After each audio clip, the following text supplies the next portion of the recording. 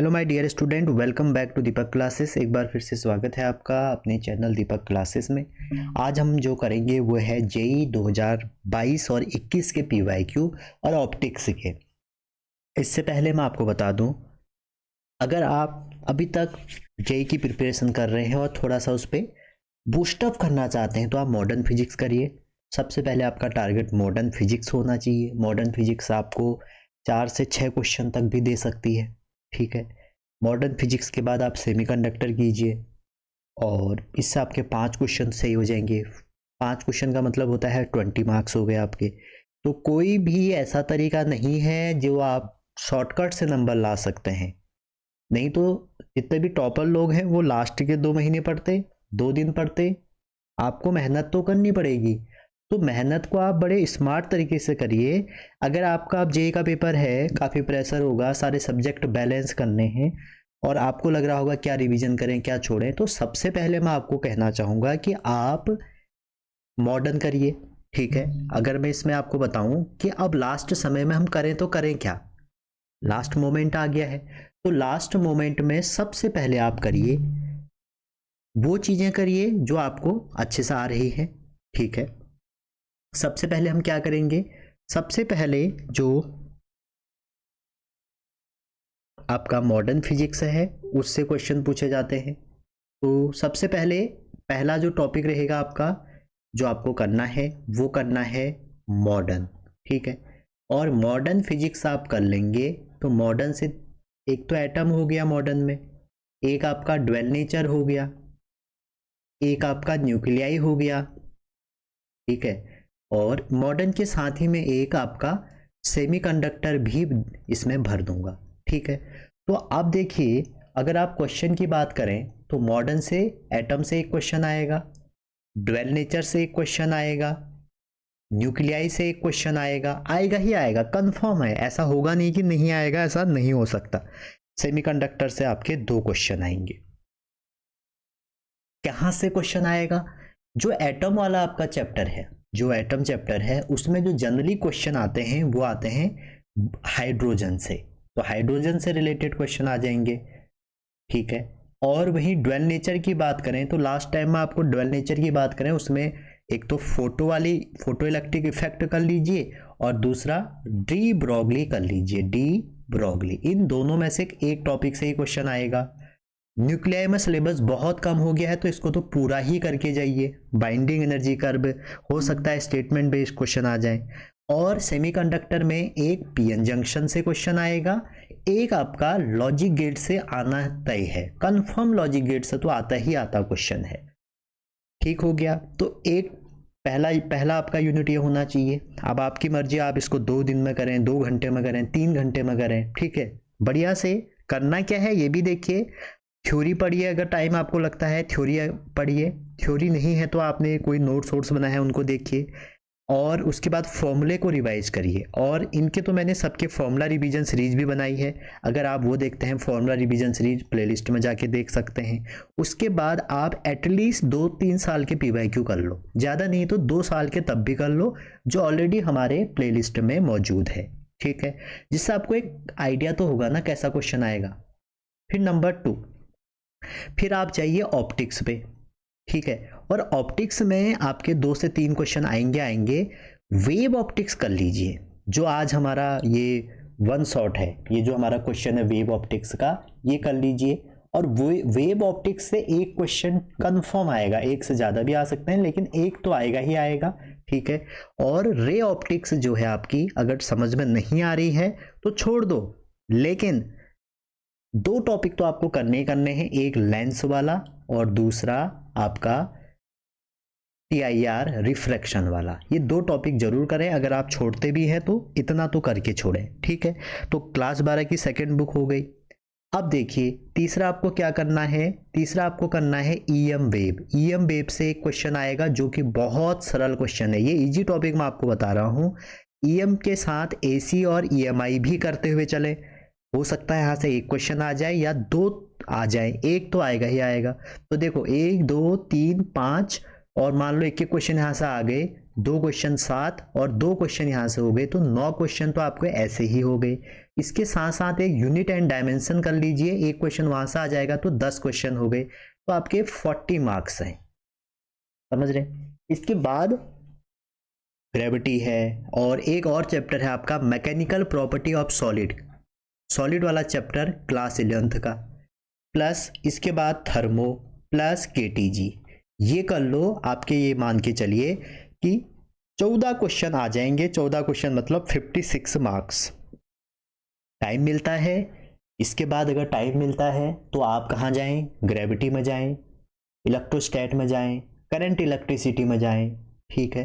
तो ये इससे आपके 15 से 18 क्वेश्चन सही हो जाएंगे। आपको मेन में 18 क्वेश्चन तो सही करने ही पड़ेंगे, चाहे कुछ भी हो जाए, अगर आपको कट ऑफ में आना है। चलिए, आज हमारा जो टॉपिक है, आज हम वेव ऑप्टिक्स कर रहे हैं। वेव ऑप्टिक्स के क्वेश्चन के साथ साथ हम 2 साल के क्वेश्चन कर रहे हैं, 22 और 21 के सारे शिफ्ट के क्वेश्चन, और उसके साथ हम कर रहे हैं उसके कंसेप्ट। तो स्टार्ट करते हैं। अगर चैनल पे नए हैं तो लाइक शेयर सब्सक्राइब जरूर करें, कहने की आपको ज़रूरत ना हो, आपका एक लाइक एक कमेंट हमारे लिए बहुत कुछ है, और आप अपने दोस्तों को शेयर करें जो अच्छा कंटेंट ढूंढ रहे हैं। चलिए शुरू करते हैं बेसिक्स। अच्छा, बेसिक्स में इसमें जो हमारा क्वेश्चन आता है वो आता है ह्यूजेंस या हाइगेंस प्रिंसिपल से। तो हाइगेंस प्रिंसिपल से जनरली अगर आएगा, अच्छा अभी आया नहीं है, मुझे कोई क्वेश्चन नहीं मिले 2 साल में, अगर आएंगे तो भैया आपसे पूछा जाएगा थ्योरेटिकल क्वेश्चन। तो हाइगेंस की बहुत सारी थ्योरी आई, तो हाइगेंस की थ्योरी जो आई वो वेव फ्रंट पे बेस्ड है। अच्छा, वेव फ्रंट क्या चीज है? वेव फ्रंट एक सरफेस है जिसका फेज क्या होगा, कांस्टेंट होगा। बस मैं इसलिए बता रहा हूं इसको, अगर ये 1 नंबर में आ गया तो आप इससे सही, इसको सही कर लें। कांस्टेंट क्या होगा? फेज, कांस्टेंट फेज डिफरेंस, तो इसको हम बोलते हैं क्या? Wave front. ठीक हो गया। अच्छा, जो वेव फ्रंट है भैया, जो हमारा वेव फ्रंट है उसकी दूसरी प्रॉपर्टी ये है, जो हमारी रे है, जो रे है वो वेव फ्रंट पे परपेंडिकुलर होती है, ठीक है। और तीसरा आप ये कह सकते हो, एक वेव फ्रंट से दूसरे वेव फ्रंट में जाने में जो हमारा टाइम लगता है, एक वेव फ्रंट से दूसरे वेव फ्रंट में जाने में जो टाइम लगता है किसी रे के अलोंग, वो सेम लगता है। ये तो वेव फ्रंट की कुछ बातें हो गई। अब आप ध्यान से देखिए, ह्यूजेंस प्रिंसिपल के 3 पोस्टुलेट हैं, ठीक है। ह्यूजेंस के 3 पोस्टुलेट है। उससे पहले भी आप ये देख सकते हैं, अगर आपका सोर्स स्पेरिकल है तो उसका जो वेव फ्रंट होगा वो स्पेरिकल वेव फ्रंट होगा, ऐसे। अगर आपका सोर्स प्लेनर होगा, मान लीजिए ऐसे है, तो उसका जो वेव फ्रंट होगा वो सिलेंड्रिकल वेव फ्रंट होगा, ठीक है। और अगर हमारा प्लेनर होगा तो उसके लिए प्लेनर या प्लेन वेव फ्रंट होगा। तो यहां से स्टार्ट करें अगर ह्यूजेंस की बात, तो ह्यूजेंस का जो सेकेंडरी प्रिंसिपल है वो 3 पोस्टुलेट पे डिपेंड करता है। मैं एक बार आपको बता देता हूं, अगर आपके एग्जाम में से एजर्सन टाइप के क्वेश्चन आएंगे तो आप कर लोगे। पहला ये है, जो वेव फ्रंट में सारे पॉइंट हैं वो एक फ्रेश सोर्स का काम करते हैं, नए डिस्टरबेंस का। जैसे मान लीजिए आपका ये एक वेव फ्रंट ए है, तो होगा क्या कि ये सोर्स का काम करेगा दूसरे के लिए, तो यहां से एक वेव निकलेगी तो ये ए डैश हो जाएगा, ठीक है। और जो ए डैश होगा, ठीक है, उसको हम क्या बोलेंगे? सेकेंडरी वेव या वेवलेट। तो हर एक जो हमारा वेव फ्रंट में पॉइंट है वो एक fresh source of new disturbance काम करेगा। नंबर 2, जो सेकेंडरी वेव फ्रंट है, जो ये है, ये हर डायरेक्शन में स्प्रेड होगा, ठीक है। और नंबर 3, जो नया वेव फ्रंट है किसी टाइम में, वो हमारा टेंजेंट अगर आप बना दें फॉरवर्ड डायरेक्शन में, तो वो हमारा एक वेव फ्रंट का क्या दिखाएगा? शेप दिखाएगा कह सकते हैं आप, या चलने की डायरेक्शन दिखाएगा। अब एक बात आप ये भी कह सकते हैं, कोई भी हमारा बैकवर्ड वेव फ्रंट पॉसिबल नहीं होता, तो इतना ही आपको ध्यान रखना है। कभी कभी आपके एनसीईआरटी में ये चीज़ें बनी हुई हैं। अगर आपसे पूछा जाए कि एक प्लेनर वेव फ्रंट है, जैसे मान लीजिए प्रिज्म है, तो ये प्रिज्म है और यहाँ पर एक प्लेन वेव फ्रंट है, ये आपकी एक प्लेन वेव फ्रंट है, ठीक है, इसमें एक रे है, तो कहेंगे अगर प्रिज्म है तो बताइए कौन सा हमारा रिफ्रैक्टेड वो वेव फ्रंट निकलेगा। अगर आपका मिरर होगा या लेंस होगा तब कौन सा होगा? अगर मान लो कॉन्वेक्स लेंस है तो तब क्या होगा? और अगर आपका मिरर है तो तब क्या होगा? ये आपसे रिफ्रैक्टेड वेवफ्रंट पूछेंगे तो देखिए अगर ये रे आप बनाते हो तो ये रे यहाँ गई और ये रे यहाँ गई तो ये रे क्या होगी, ऐसे रिफ्रैक्ट हो जाएगी। तो प्लेनर का यहाँ पर जो वेवफ्रंट होगा वो क्या हो जाएगा, प्लेनर ही हो जाएगा। प्लेनर का वेवफ्रंट प्लेनर ही होगा। नंबर 2, दूसरी बात, मान लीजिए कॉन्वेक्स लेंस है। कॉन्वेक्स में अगर एक रे ये है, एक रे ये है और ये एक हमारी लाइन है, ठीक है, तो इसका जो रिफ्रैक्शन के बाद देखेंगे आप तो ये एक जगह पे ऐसे फोकस्ड हो जाती है, फोकस पे, तो यहाँ पर अगर आप वेवफ्रंट बनाएंगे तो कॉन्वेक्स बनेगा। और वहीं अगर आपका ये कॉनकेव मिरर है, इस पे अगर वेवफ्रंट देखें आप, एक प्लेनर वेवफ्रंट आप इस पे इंसिडेंट करेंगे, मान लीजिए ये किया और ये किया, तो ये ऐसे फोकस को आ जाएंगे, तो इस पे जो वेवफ्रंट होगा वो भी क्या होगा, आपका शेप उसका कॉनकेव ही होगा। तो ये आपके एग्जाम में है क्वेश्चन, तो आप इसको ध्यान से कर लीजिए। चलिए आगे देखें, जो ह्यूगेंस साहब थे उन्होंने एक बात ये कही थी कि जो लाइट है वो लॉन्गिट्यूडनल वेव के फॉर्म में ट्रैवल करती है, और जो सोर्स अगर इन्फिनिटी पे रखा है, ये आपके कई बिट सेट्स में क्वेश्चन बना था कि अगर एक इन्फिनिटी पे सोर्स रखा है तो उसका वेव फ्रंट कैसा होगा, तो वो प्लेनर होगा, ठीक है। तो ये बात आप ध्यान रखिएगा। आगे चलते हैं, इसमें जो इम्पोर्टेंट बात है वो ये है कि जो प्लेनर वेव फ्रंट है, जो आपका प्लेनर है, जो स्पेरिकल है, जो सिलेंड्रिकल है, उसकी इंटेंसिटी का क्या रेशियो होगा। देखिए जो प्लेनर या जो प्लेन वेव फ्रंट है उसका जो इंटेंसिटी है वो क्या रहती है, कांस्टेंट रहती है। इससे कभी कभी क्वेश्चन बन सकते हैं। और जो स्पेरिकल है वो हमारा जो उसका सोर्स से डिस्टेंस है उसके आर स्क्वायर के इनवर्सली प्रोपोर्शनल होगा, और जो सिलेंड्रिकल है या जो सिलेंडर है उसका 1/r के इनवर्सली प्रोपोर्शनल होगा, ठीक है।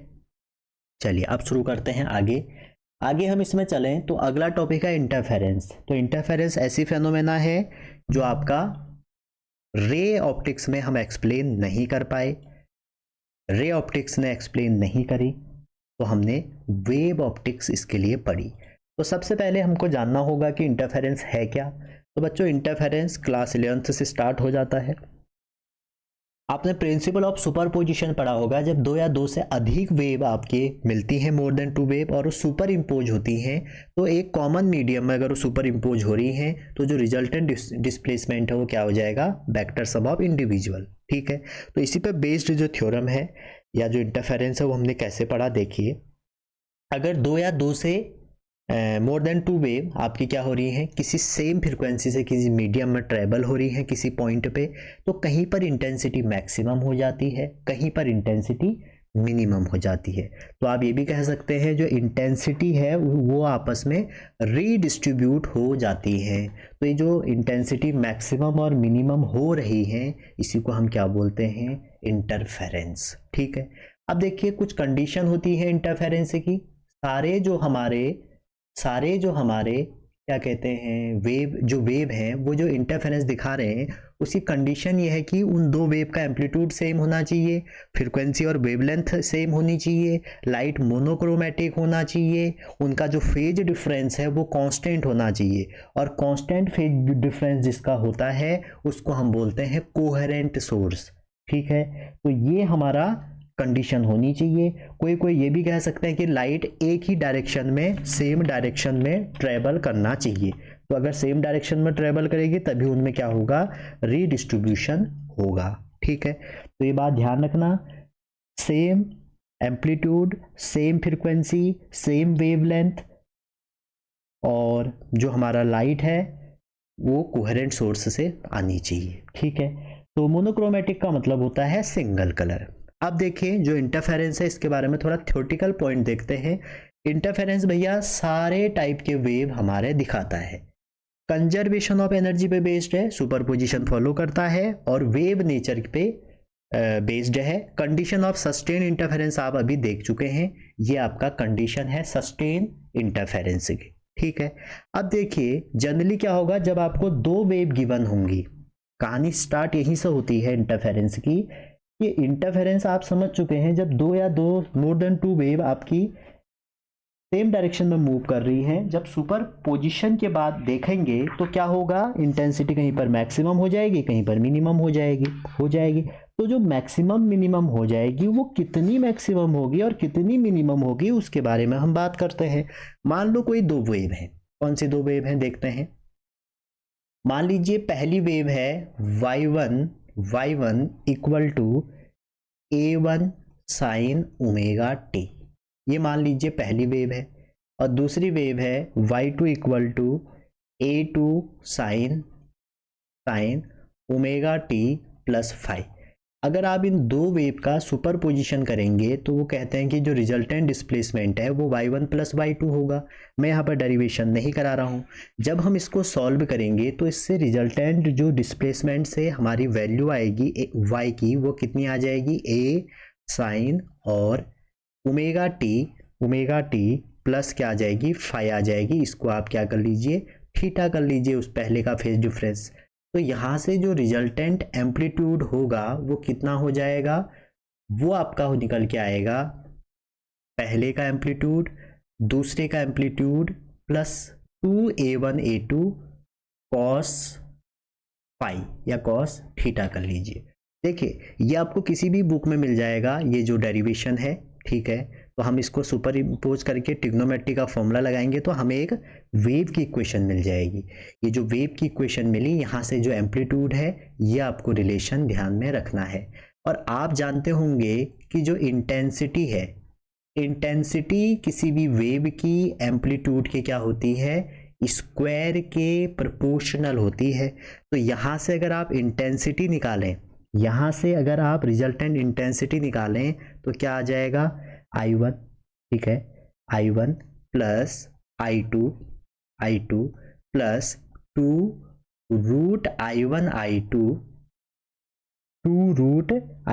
I2 और हमारा क्या बन जाएगा फाइनल वेव, इनटू में ये रूट हो जाएगा, इनटू में cos 5। तो ये किसी भी दो वेव की क्या हो जाएगी, हमारी इंटेंसिटी हो जाएगी, ठीक है। अच्छा ये 5 हमने थीटा, इसको एक काम करो, आप कंफ्यूज करेंगे, 5 कर लीजिए, इसको थीटा कर लीजिए। यहाँ पर हमें क्या लेना है, फेज लेना है। तो ये 5 हो गया, ये 5 हो गया। तो ये हमारी इंटेंसिटी हो गई। अब आप खुद ही सोचिए, अगर दो वेव ऐड करेंगे तो I1 प्लस I2 होना चाहिए था, बट ये 2 root I1 I2 cos phi आ गया। इसका मतलब क्या है, ये वाला जो टर्म है इसको हम क्या बोलते हैं, इंटरफेरेंस टर्म। ये आए कहाँ से, इसको सॉल्व करके। क्लियर। अब आप देखिए इन दो वेव से जो आपको चीजें पता लगी वो ये लगा पहले कि हमारा जो रिजल्टेंट एम्पलीट्यूड होगा वो ये होगा। तो पहली बात तो ये हो गई। और दूसरा जो आपको ये पता लगा कि जो इंटेंसिटी होगी वो कितना हो जाएगी, I1 plus I2 plus 2I1 I2 और ये किसमें, रूट के अंदर cos ऑफ 5। अब आप बताइए कि जो हमारा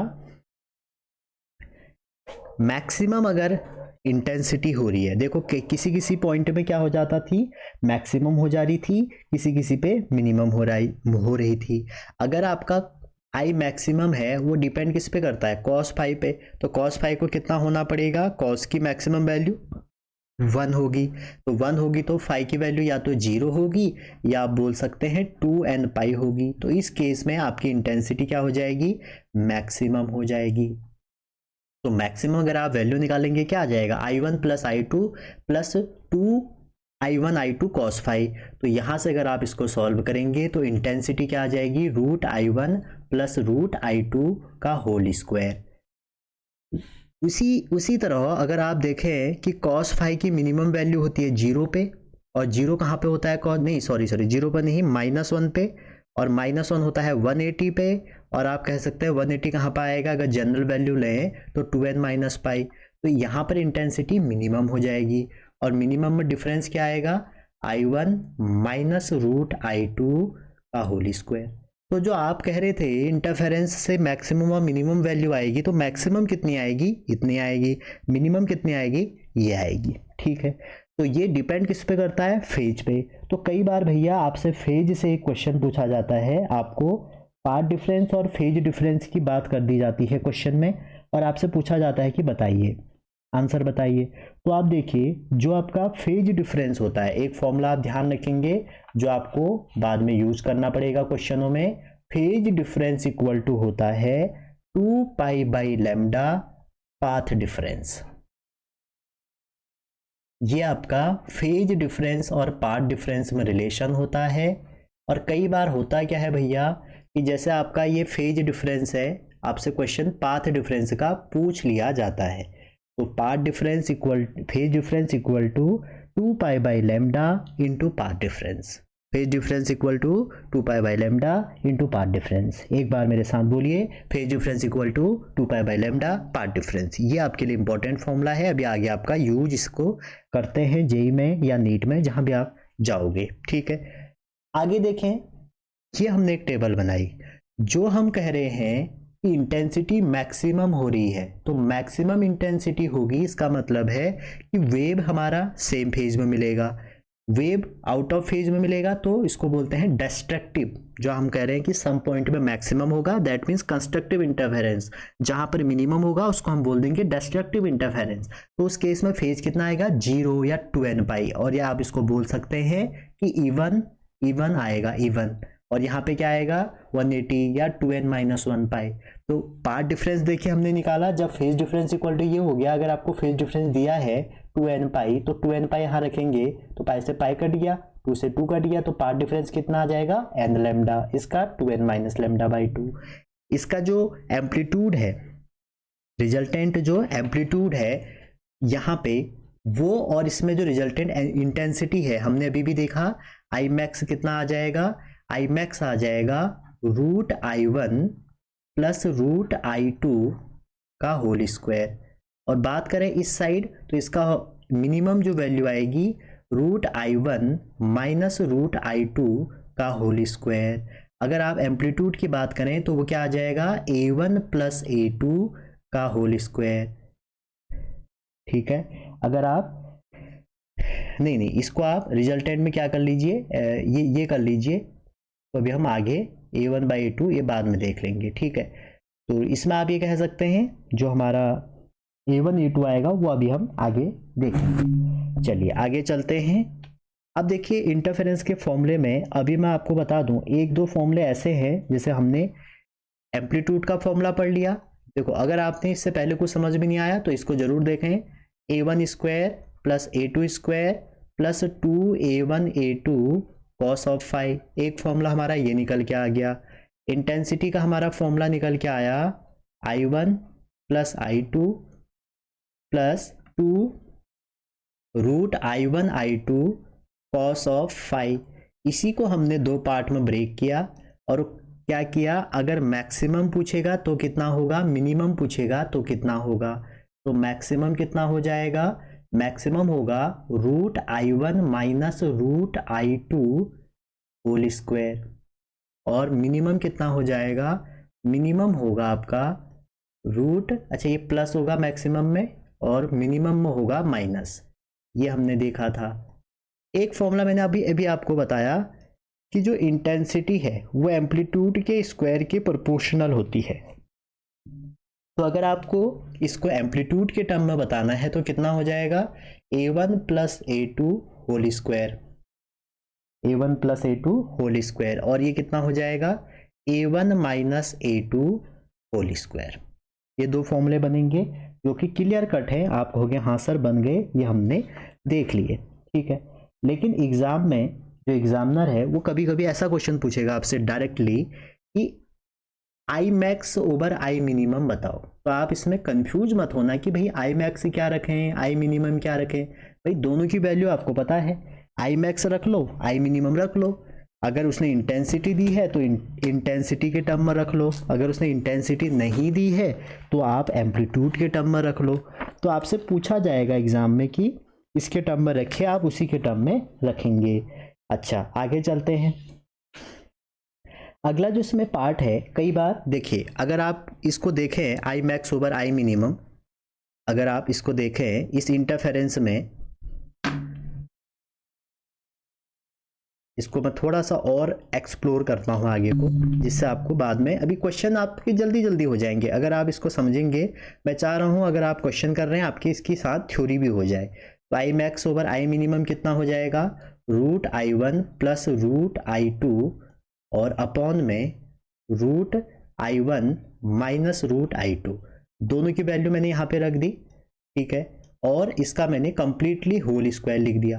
तो अगर इस इक्वेशन न्यूमरेटर और डिनोमिनेटर को आप रूट आई टू से डिवाइड कर दें तो कितना आ जाएगा, I one by I two plus one, और नीचे हो जाएगा I one minus I one upon I two minus one. तो हमने क्या किया, दोनों को डिवाइड कर दिया, ये फॉर्मूला निकल गया।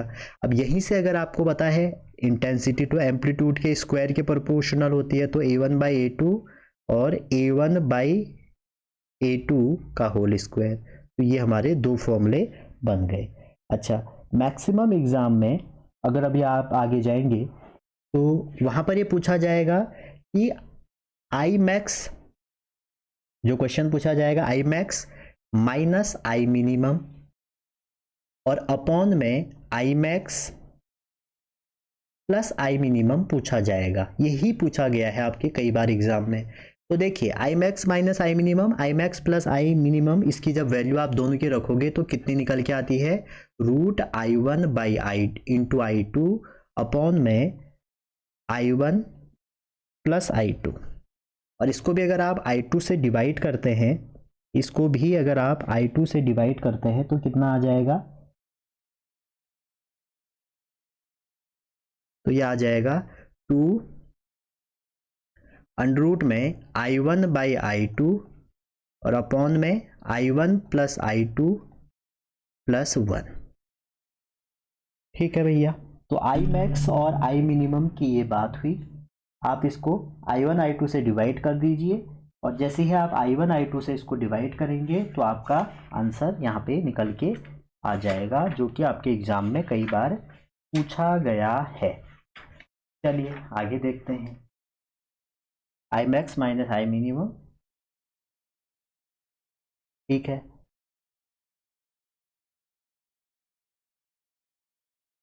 तो यहाँ से आप इसको प्रिपेयर कर लीजिए, कई बार ये पूछा जाता है कि आई वन आई टू क्या है, I one minus I two क्या है, तो ये बन जाएगा, ठीक। चलिए आगे चलते हैं फिर। अब हम चलते हैं क्वेश्चन की तरफ। देखिए पहला क्वेश्चन देखिए और दूसरा क्वेश्चन देखिए, दोनों क्वेश्चन आपके 2022 में आए हैं, 2023 में भी आए हैं। और देखो मैं भी आपको आई मैक्स और आई मिनिमम बता रहा था, उसी पे बेस्ड जिन्होंने डायरेक्ट क्वेश्चन पूछ दिया कि भैया इसका आंसर बताओ। तो आप इसका आंसर वही लोग कर सकते हैं जिनको दोनों फॉर्मूला आता है। अब देखिए दोनों फॉर्मूले आते तो हैं, बहुत लोगों को आते होंगे, लेकिन अगर जिसको डायरेक्ट अभी जो मैंने लास्ट वाला फॉर्मूला बताया वो जिसको आता है वो इसको इजीली कर लेगा कि भैया आई max plus I minimum, I max I minimum plus I max, इसकी वैल्यू हम निकाल देंगे, ठीक है। तो आप देखिए, और नहीं तो आपको फिर पुराने वो सारे फॉर्मूले यूज करने पड़ सकते हैं। तो स्टार्ट करो इस क्वेश्चन को। तो I max plus I minimum की जो वैल्यू आएगी, पहला क्वेश्चन देखते हैं, फिर हम, ये थर्ड नंबर हो गया है, सेकंड हमने पहले बाद में दूसरा दे दिया था। तो I max plus I minimum, देखो इसमें दिया क्या है, I one by I two दिया है क्वेश्चन में, आपको I one by I two दिया है 1/4, ठीक है। और आई मैक्स और आई मिनिमम की वैल्यू रखिए। जब आपने आई वन और ये निकाले तो आई टू की वैल्यू कितनी आ जाएगी, आई टू की वैल्यू आ जाएगी 4 time I one. I max और आई मिनिमम, आई मैक्स निकालिए, अगर आप ये वाला फॉर्मूला यूज कर रहे हैं जो अभी हमने किया ये वाला, या तो आप इसको रख लीजिए। अच्छा बहुत लोग कहते हैं इसमें डाउट होगा, 1 मिनट रुकिए, आप अभी इसको क्लियर कर लेंगे, 1 मिनट रुकिए। देखिए अभी आई मैक्स और आई मिनिमम की वैल्यू हमने निकाली, अब ये देखिए अभी हमने आई मैक्स की वैल्यू ऊपर रखी है ये वाली, और आई मिनिमम की ये रखी है। इससे भी हम अगर पीछे चलें तो आई मैक्स हमने एक पीछे चले अगर ये निकाला था, आई मैक्स क्या था ये वाला, आई मिनिमम क्या था ये वाला, दोनों को अगर ऐड करें कितना आ जाएगा, अगर आप a प्लस बी का होल स्क्वायर ऐड करें तो आएगा कितना, अगर a प्लस बी का होल स्क्वायर और माइनस a माइनस बी का होल स्क्वायर करते हैं तो आपका आएगा 4ab, यही आएगा। तो इसको आप ऐसे भी सॉल्व कर सकते हैं, ठीक। चलिए इसमें देखिए पहले, अब यहाँ पर आप आई मैक्स निकालेंगे तो आई मैक्स कितना हो जाएगा, आप निकाल ही लीजिए। अगर फॉर्मूला आप ध्यान में नहीं भी रखते हैं तो आई मैक्स होता है root I one plus root I2 whole square, यही होता है। अब I2 की वैल्यू कितनी है, I2 की वैल्यू है 4 टाइम I1, तो 4 टाइम I1 जैसे आप इसमें रखेंगे कितना आ जाएगा 2 टाइम I1, तो 2 मतलब 3 टाइम I1, 3 नहीं 9 आ जाएगा, 3 का स्क्वायर कितना हो जाएगा 9 हो जाएगा। आई मिनिमम निकाल लीजिए, आई मिनिमम कैसे होगा, आई मिनिमम होगा आपका रूट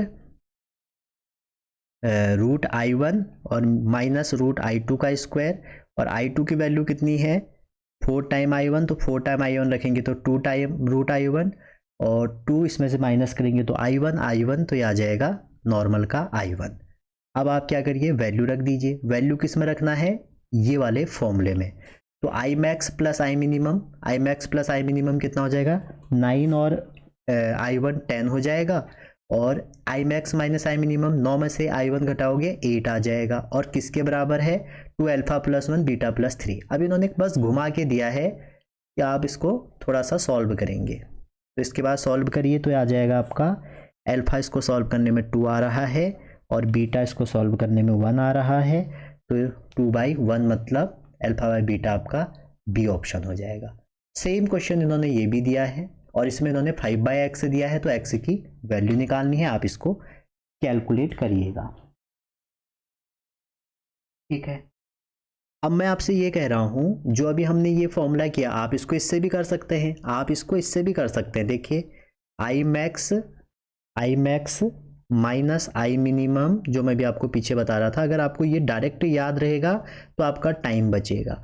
टाइम क्यों बचाना है, एक बार एक बच्चा कहता था ऑफलाइन कोचिंग में कि सर टाइम बचाना ही क्यों हो रहा है, आराम से करेंगे।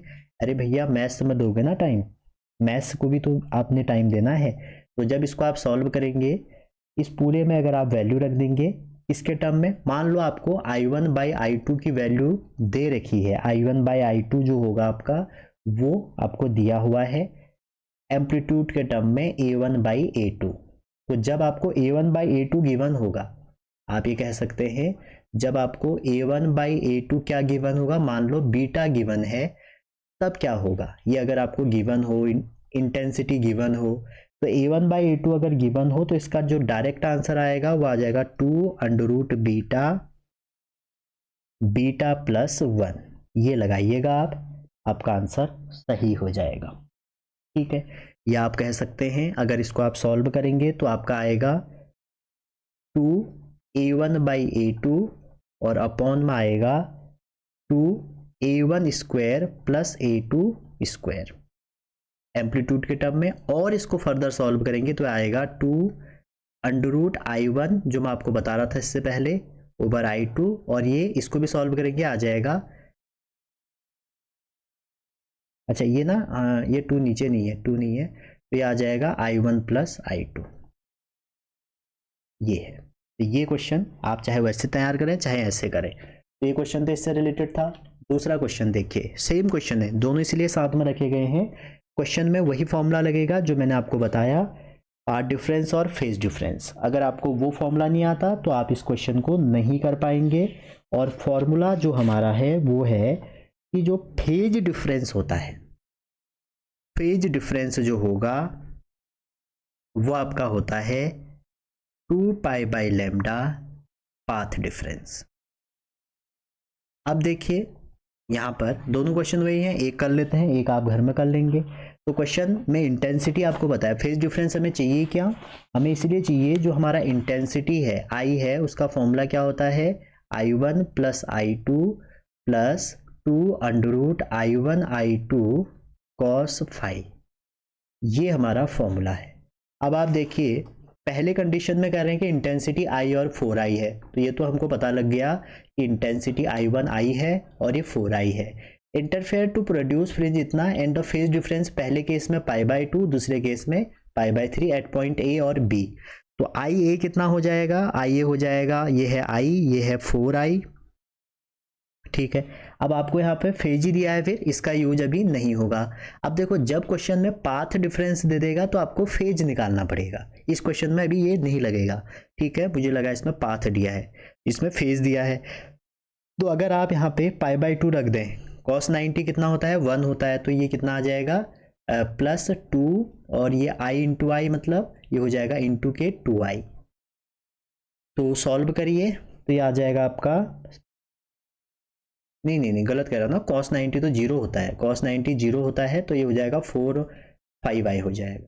सेकंड केस में π/3 दिया है, तो आप π/3 रख दीजिए, तो बी पॉइंट पे जो इंटेंसिटी हो जाएगी i + 4i + 2 into I into I into cos कितना, cos 60। तो इसको सॉल्व करेंगे तो ये आ जाएगा आपका 7, ठीक है।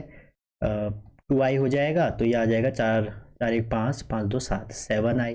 आपसे पूछा है कि इंटेंसिटी का जो डिफरेंस है, तो डिफरेंस कितना आ जाएगा दोनों का 2i, वो x इंटू 7 है कह रहे हैं, x कितना आ जाएगा आपका 2 आ जाएगा। सेम क्वेश्चन दूसरा भी है, इसमें भी डिफरेंस पूछा गया है, आप इसको खुद से ट्राई करना।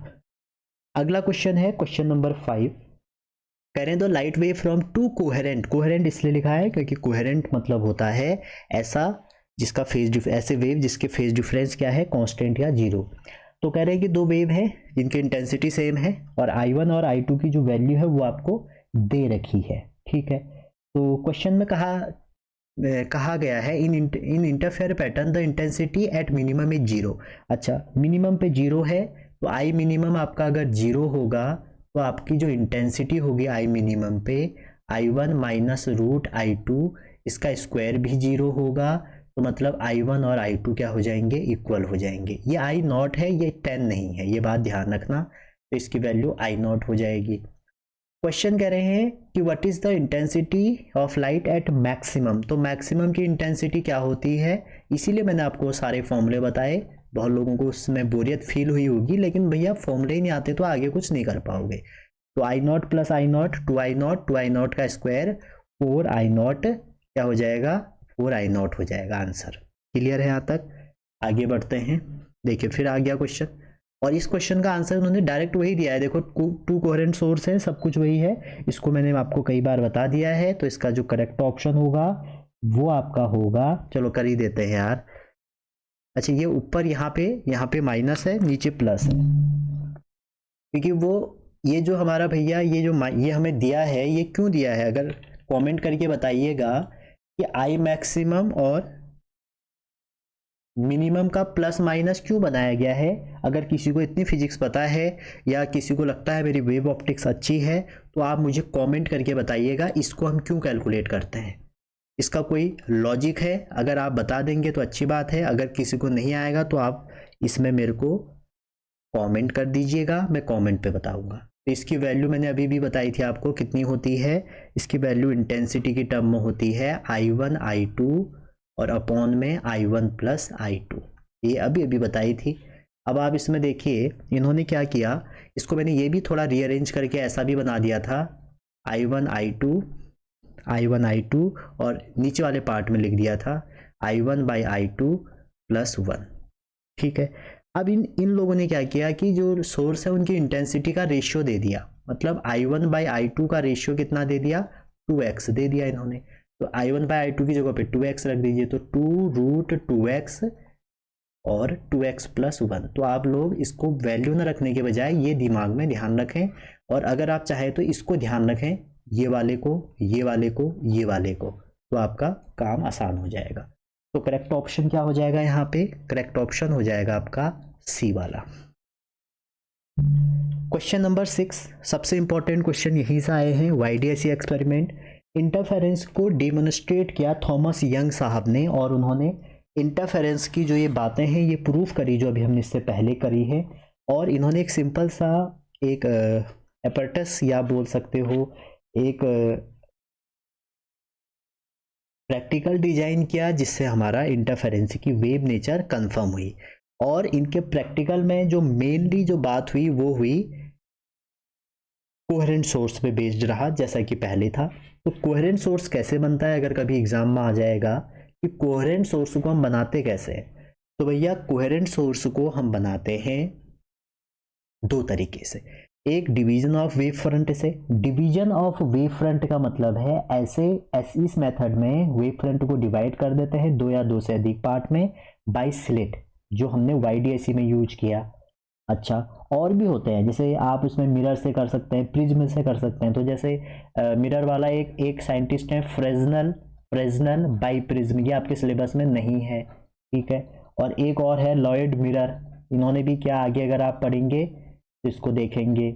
और डिवीजन ऑफ एम्पलीट्यूड में क्या होता है, डिवीजन ऑफ एम्पलीट्यूड में ऐसा होता है कि हम एम्पलीट्यूड को दो हिस्से में बांट देते हैं, ठीक है। डिवीजन ऑफ एम्पलीट्यूड में हम क्या करते हैं, दो हिस्से में बांट देते हैं। जैसे इसका एग्जांपल है थिन फिल्म, और इसका एग्जांपल है आपका न्यूटन रिंग, ठीक है। न्यूटन रिंग वैसे तो है नहीं सिलेबस में, लेकिन एक क्वेश्चन है इससे रिलेटेड आपके उसमें, और ये ध्यान में रखना क्योंकि YDAC ने इसका यूज किया, तो क्वेश्चन आ सकता है कि YDAC साहब ने कोहेरेंट सोर्स कैसे प्रोडक्शन किया, कैसे बनाया, तो डिवीजन ऑफ वेव फ्रंट का। अच्छा, इन्होंने क्या किया, एक वेव फ्रंट से दो वेव फ्रंट बना दिए ऐसे करके, और इन दो वेव फ्रंट से क्या हुआ, एक स्क्रीन पे पैटर्न देखा, और वो पैटर्न ही हमारा क्या था, इस जो पूरा सर्किट है या ये बोल सकते हैं एक्सपेरिमेंट है, उसका रिजल्ट है, और वो आपकी स्क्रीन पे रहा ये वाला। ये उन्होंने किया, ये उन्होंने एक वो लिया, एक हमने सोर्स लिया पेरेंट सोर्स, इससे दो डाउटर सोर्स बनाए, इनके बीच की जो डिस्टेंस ली उन्होंने d ली, तो मतलब यहाँ से जो सेंट्रल लाइन है इससे इसकी डिस्टेंस d/2 और d/2 हो गई, और इस सोर्स से स्क्रीन की डिस्टेंस ये कहते हैं कि हम कैपिटल D लेंगे, ठीक है। और यहाँ पे x 0 है, इसको हम सेंट्रल मैक्सिमम कहेंगे। ये उनका एक्सपेरिमेंट सेटअप था, और इस P पॉइंट पर हमने क्या देखा, फ्रिंज देखी। और जनरली मैं आपको यहीं पर बता दूं, फ्रिंज का जो शेप था, फ्रिंज जो इसकी फिल्म बनी उसका जो शेप था वो हाइपरबोला था। हाइपरबोला हुआ क्या, जब उन्होंने इसमें लाइट ऐसे भेजी तो देखा कहीं पर ब्राइट फ्रिंज बन रही है, कहीं पर डार्क बन रही है। तो ब्राइट और डार्क फ्रिंज के बेसिस पे इन्होंने ये वाला कंसेप्ट दिया कि इंटरफेरेंस में ये होता है। तो इन्होंने क्या देखा कि यहाँ पर ब्राइट फ्रिंज बन रही है, फिर डार्क बनी, फिर डार्क के बाद क्या हुआ, ब्राइट बनी, डार्क ब्राइट, ऐसे कंजिक्यूटिव बनते रही। x 0 पे उन्होंने कहा ब्राइट बनी, ठीक है। x 0 पे उन्होंने क्या कहा, ब्राइट बनी। अच्छा, एक बात और ध्यान रखना, जो इंटेंसिटी हुई, जो इनकी इंटेंसिटी है वो उन्होंने कहा जैसे ब्राइट है, ब्राइट पे क्या होगी, मैक्सिमम होगी, तो वो ऐसे मैक्सिमम बनी। फिर डार्क पे क्या होगा, डार्क पे मिनिमम होगा, फिर ब्राइट पे क्या होगी, ऐसे मैक्सिमम बनी, फिर ऐसे मैक्सिमम बनी, फिर ऐसे मैक्सिमम बनी, ठीक है। इनको फिर आप कनेक्ट करते हुए ऐसे बनाते हुए चलो। और फिर इन्होंने देखा ब्राइट पे ऐसे मैक्सिमम बनी, फिर डार्क पे नहीं बनी, फिर इस पे ऐसे मैक्सिमम बनी, ऐसे सर्किट चलते रहा। तो इन्होंने जो ब्राइट वाला है इसको कहा कि ये क्या है, ये आपका मैक्सिमम इंटरफेरेंस भी कह सकते हैं, इंटेंसिटी यहाँ पे कंस्ट्रक्टिव भी कह सकते हैं। और डार्क वाले को क्या कहा, वो हमारा क्या है, वो हमारा डिस्ट्रक्टिव इंटरफेरेंस है, ठीक है। ये इन्होंने एक्सपेरिमेंट से बताया। ये दो स्लिट इन्होंने यूज करी, इसीलिए इसको YDAC एक्सपेरिमेंट या यंग डबल स्लिट एक्सपेरिमेंट कहते हैं। काम की बातें ये है, इस सर्किट में दो चीजें निकल के आती हैं, एक आती है पार्ट डिफरेंस, ठीक है, एक आती है पार्ट डिफरेंस x d/d, और d का मीनिंग आपको पता है, कैपिटल D स्क्रीन और स्लिट की दूरी, और बड़ा D आपका है स्क्रीन और स्लिट की दूरी, छोटा d है आपका दो स्लिटों के बीच की दूरी। ब्राइट फ्रिंज जो हमारी ये बनी है, इनकी जो पोजीशन है वो कैसे बनी, देखिए जो पोजीशन बनी, उन्होंने कहा कि जो ब्राइट है, जैसे कि पीछे बताया था, उन्होंने कहा अगर आप फेज डिफरेंस लेते हैं, फेज डिफरेंस ब्राइट के लिए मैक्सिमम के लिए कितना पीछे किया था 2n पाई, या आप पाथ डिफरेंस लेते हैं किसका, ब्राइट का, तो पाथ डिफरेंस जो था वो कितना था n लैम्डा। तो अगर ब्राइट फ्रिंज बनेगी तो n लैम्डा x d/d के बराबर हो जाएगा। तो जो x है n d lambda by d, यही हमको क्या बताएगा, position of bright fringe. Similarly जो हमारा यहाँ पे 2n-1 पाई, या आप बोल सकते हो 2n-1 लैम्डा बाई 2 आया था पाथ डिफरेंस और फेज डिफरेंस। अगर आप इस पाथ डिफरेंस को इसके इक्वल कर दोगे तो यहाँ से क्या होगा, अगर इसको आप x डी बाई डी के इक्वल कर दोगे तो जो x की वैल्यू आएगी वो किसकी आएगी, वो आएगी डार्क फ्रिंज के पोजीशन या लोकेशन की वैल्यू। यहाँ से आप कैलकुलेट कर सकते हैं।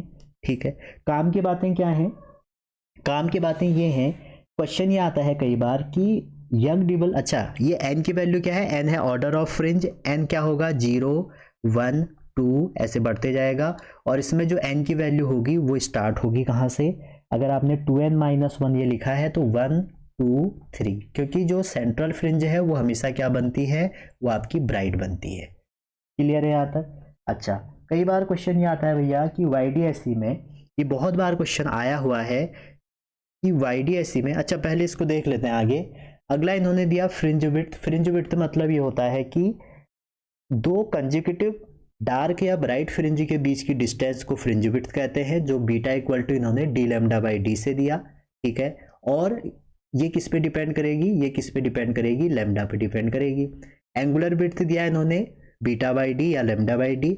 और अगर बात करें वेवलेंथ की, अगर आपसे बात करें कि वेवलेंथ कितनी होगी तो वेवलेंथ हमारी लैम्डा है। तो जैसे ही विबग्योर आपने पढ़ा है, विबग्योर आपने पढ़ा है कि हमारी वेवलेंथ ऐसे जाने में इंक्रीज होती है, तो अगर आप वेवलेंथ चेंज करते हैं विबग्योर के पैटर्न से तो फ्रिंज विड्थ भी आपका चेंज हो जाएगी। अच्छा, दूसरी बात, ये तो हमारा एयर में है, अगर ये पूरा एक्सपेरिमेंट एयर में किया है, सपोज ये किसी मीडियम में किया है जिसका रिफ्रैक्टिव इंडेक्स म्यू है, तो जो फ्रिंज विड्थ है हमारी बीटा जो हो जाएगी नई वाली, वो कितनी हो जाती है, वो जो पुरानी वाली बीटा है उसका म्यू टाइम हो जाएगी। और एंगुलर विड्थ भी कितनी हो जाती है, जो पुरानी वाली है उसका म्यू टाइम हो जाएगी, क्योंकि वेवलेंथ क्या हो जा रही है, लैम्डा बाई म्यू हो जा रही है, तो इसलिए 1/n टाइम हो जाएगी। कई बार इससे क्वेश्चन आपके एग्जाम में बने हुए हैं कि वेवलेंथ और फ्रिंज विड्थ में क्या चेंज आएगा अगर आप उसको इमर्स्ड कर दो वाटर में, या इमर्स्ड कर दो किसी लिक्विड में। क्वेश्चन आपके आ सकता है, आप क्या करोगे, आपने क्या है ध्यान में रखना है कि जो फ्रिंज विड्थ है, जो एंगुलर विड्थ है, वो हमारे किसी भी मीडियम में उससे रिफ्रैक्टिव इंडेक्स के से आपको डिवाइड करना पड़ेगा। ठीक हो गया। अब हम चलते हैं, जो मैं आपको बताने वाला था वो बात ये थी कि कई बार क्वेश्चन ये आता है कि हमारी मान लीजिए वेवलेंथ लैम्डा 1 है, ठीक है, वेवलेंथ लैम्डा 1 है और उसमें n1 फ्रिंज बन रही है, और वेवलेंथ लैम्डा 2 है, उसमें n2 फ्रिंज बन रही है। अगर वो सेम फील्ड में या वो कोइंसाइड हो जाएंगी तो क्या कंडीशन होगी, तो वो आप फिर n1 lambda 1 equal to n2 lambda 2 लगा के निकाल सकते हैं। ठीक है, या क्वेश्चन आ जाएगा कि n bright fringe m bright के वो हो रही हैं, तो आपको वहां पर भी क्या करना पड़ेगा, कोइंसाइड वाली कंडीशन लगानी पड़ेगी। ठीक है, अच्छा इसके बाद आगे चले, अगर ये वाला, ये एग्जाम्पल नंबर 10 आपको घर में करना है। एग्जाम्पल 10 एनसीईआरटी का है, 10.4 वाला क्वेश्चन है। बस मैं इसमें लास्ट वाला पार्ट बता दूंगा, एफ वाला, बाकी आपको ये एक बार घर में एनसीईआरटी खोल के देख लेना है, क्योंकि इससे कभी कभी आपके एजर्सन रीजन वाले क्वेश्चन बनते हैं। तो इसमें क्वेश्चन कह रहे हैं आपसे कि अगर मोनोक्रोमेटिक लाइट, जो मोनोक्रोमेटिक लाइट है उसको आप रिप्लेस कर दें वाइट लाइट से, सिर्फ वाइट लाइट इस पे अगर इंसिडेंट करे तो फ्रिंज कैसा होगा। तो इसका आंसर क्या होगा भैया, जब आप ऐसा करेंगे, जो हमारे क्लोजेस्ट साइड है, देखो सबसे पहले तो आप सेंट्रल की बात करेंगे, जो सेंट्रल फ्रिंज होगी हमारी, सेंट्रल फ्रिंज हमारी जो हमारी वाइट लाइट की है वो क्या बनती है, क्या बनेगी, एक मिनट, हाँ, जो हमारे इसमें रीजन लिखा है, अगर आप एनसीईआरटी में जाएं तो जो फ्रिंज होगी क्लोजेस्ट टू इधर सेंट्रल वाइट फ्रिंज, वो क्या बनेगी, जो क्लोजेस्ट वाली होगी वो रेड बनेगी। ठीक है, और जो दूर वाली होगी वो कैसी दिखेगी, वो आपको दिखेगी ब्लू। और कुछ टाइम बाद क्या होगा, आपको कोई भी क्लियर पैटर्न नहीं दिखेगा, ये बात आप ध्यान रखना। और सेंट्रल हमारी वाइट ही बनती है। तो कहने का मतलब है वाइट बनेगी, वाइट के इधर रेड, रेड और उसके बाद ब्लू, ब्लू फिर नहीं दिखेगा कुछ टाइम बाद। आगे चलते हैं, आप चलते हैं क्वेश्चन में। और क्वेश्चन में आपसे फिर से कह रहा हूं धड़ाधड़ हो जाते हैं क्वेश्चन, ठीक है। और स्टार्ट करते हैं पहला क्वेश्चन। कह रहे हैं वाईडी एक्सपेरिमेंट, लेजर लाइट वेवलेंथ दी है, प्रोड्यूस इंटरफेरेंस पैटर्न। उन्होंने एक इंटरफेरेंस पैटर्न प्रोड्यूस किया विद कंजिक्यूटिव इतना इतना। अनदर लाइट, अब दूसरी लाइट यूज कर रहे हैं तो हमारा इतना सेपरेशन आएगा, तो जो सेकंड लाइट हो वो बताओ। तो देखिए अभी भी हमने पढ़ा था फ्रिंज लेट जो डी लैम्डा बाई डी होगा, तो डी डायरेक्टली जो बी होगा वो क्या होगा, डायरेक्टली प्रोपोर्शनल टू लैम्डा। तो दो केस लगा दीजिए, b2 by b1 equal to lambda 2 by lambda 1।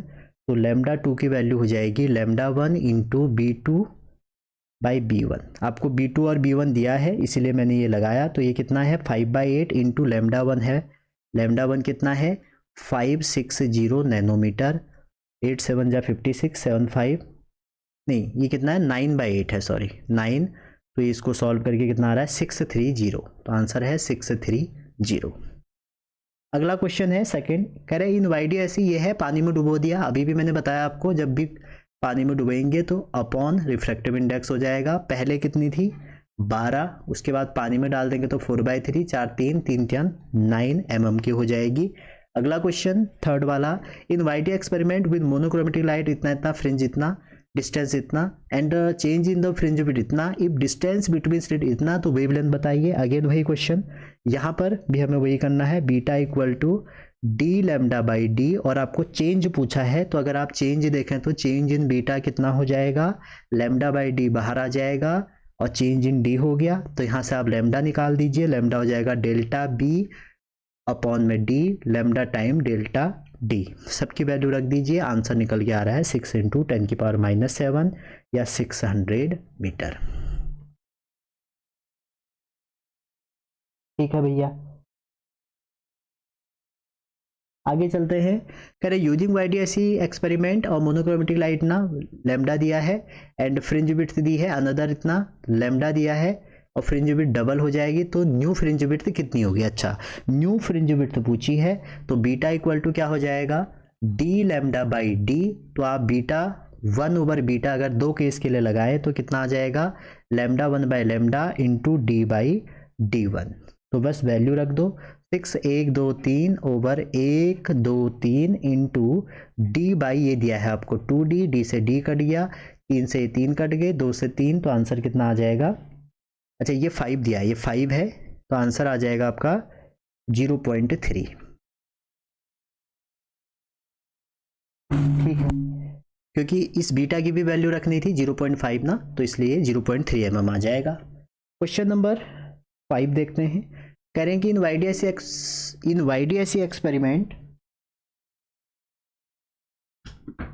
वाईडीएसई experiment using monochromatic light इतना, लैम्डा इतना, थिकनेस इतना। तो कह रहे हैं कि जो पाथ ऑफ इतना इतना, देखो इस क्वेश्चन को करने से पहले मैं आपको ये बता दूं, अगर आप किसी भी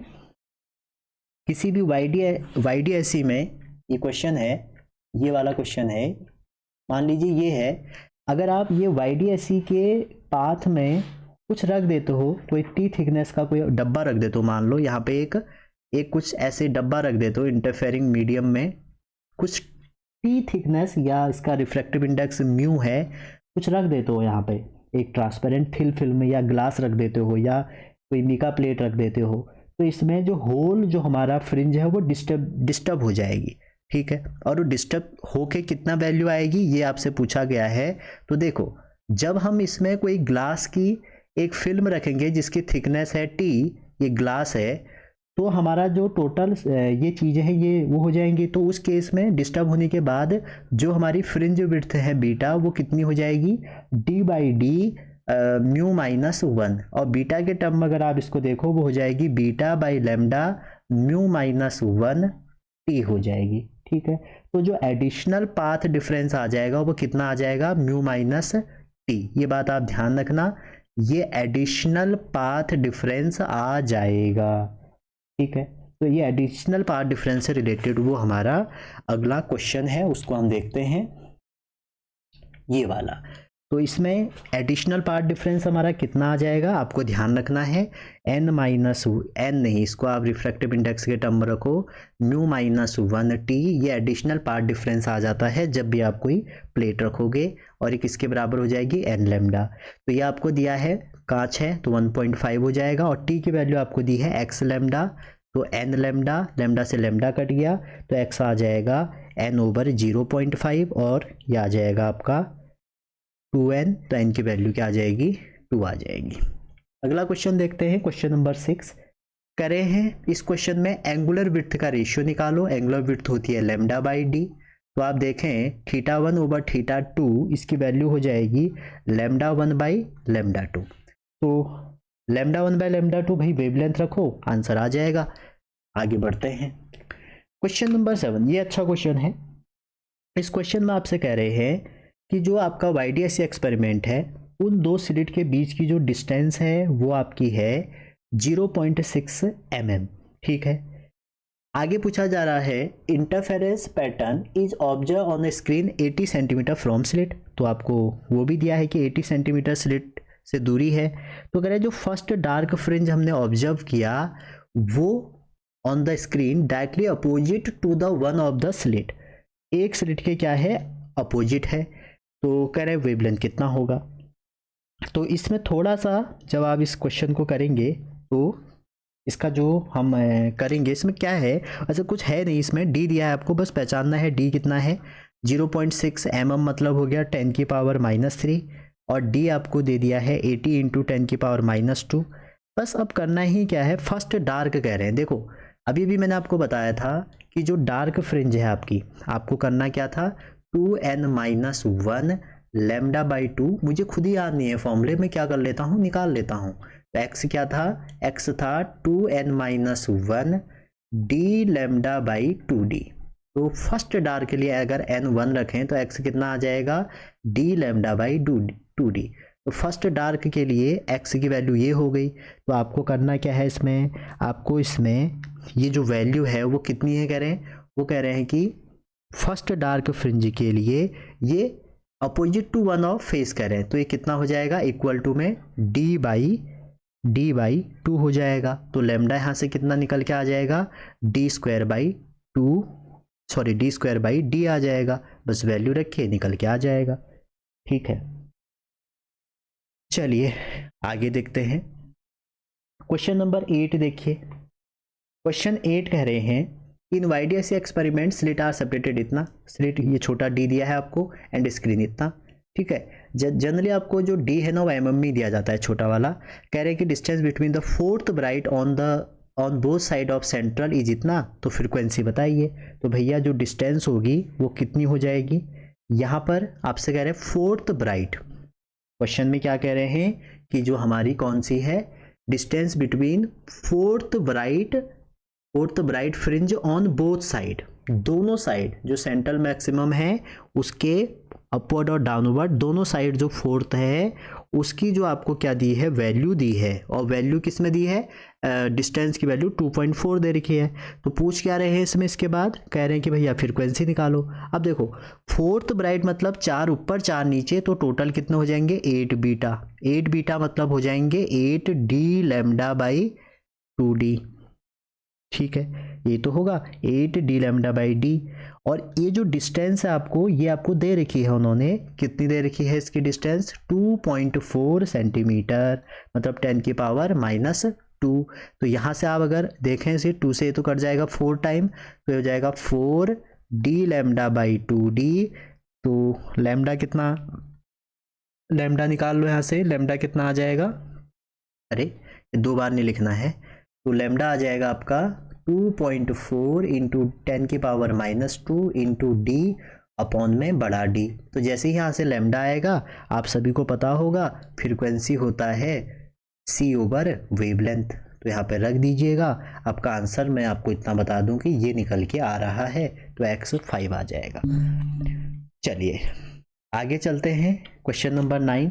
क्वेश्चन 9 कह रहे हैं white light is passes from the double slit and interference is इतना इतना, स्क्रीन इतना इतना, फर्स्ट वायलेट एंड रेड इतना इतना कह रहे हैं ये, तो difference is wavelength of red. तो सिंपल सी बात है, आप देखिए जो हमारी पोजीशन है, जो फ्रिंज विड्थ है वो कितनी हो गई, वो हो जाएगी डी लैम्डा बाई डी।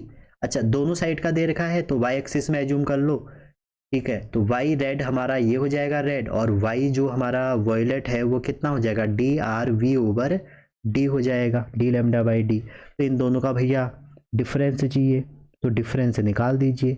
इन दोनों का हमें क्या चाहिए, डिफरेंस इन वेवलेंथ। तो यहाँ से पहले वेवलेंथ निकालो, तो वेवलेंथ कितनी हो जाएगी, लैम्डा रेड हो जाएगी वाई डी ओवर डी, ठीक है, और ये हो जाएगा यहाँ से लैम्डा वी हो जाएगी वाई, ये रेड का है ये वायलेट का है, वाई डी ओवर डी, और दोनों का आप डिफरेंस करो तो lambda R minus lambda V जब आप निकालेंगे तो कितना आ जाएगा, वाई रेड माइनस वाई ये अपॉन में डी वाई डी। बस आप ध्यान रखिए इसमें इन्होंने जो दिया है वो डिफरेंस दिया है सेंट्रल से वाइट की, सेंट्रल से रेड, दोनों साइड नहीं दिया है, दोनों साइड देते तो वो क्या हो जाती है फ्रिंज विड्थ।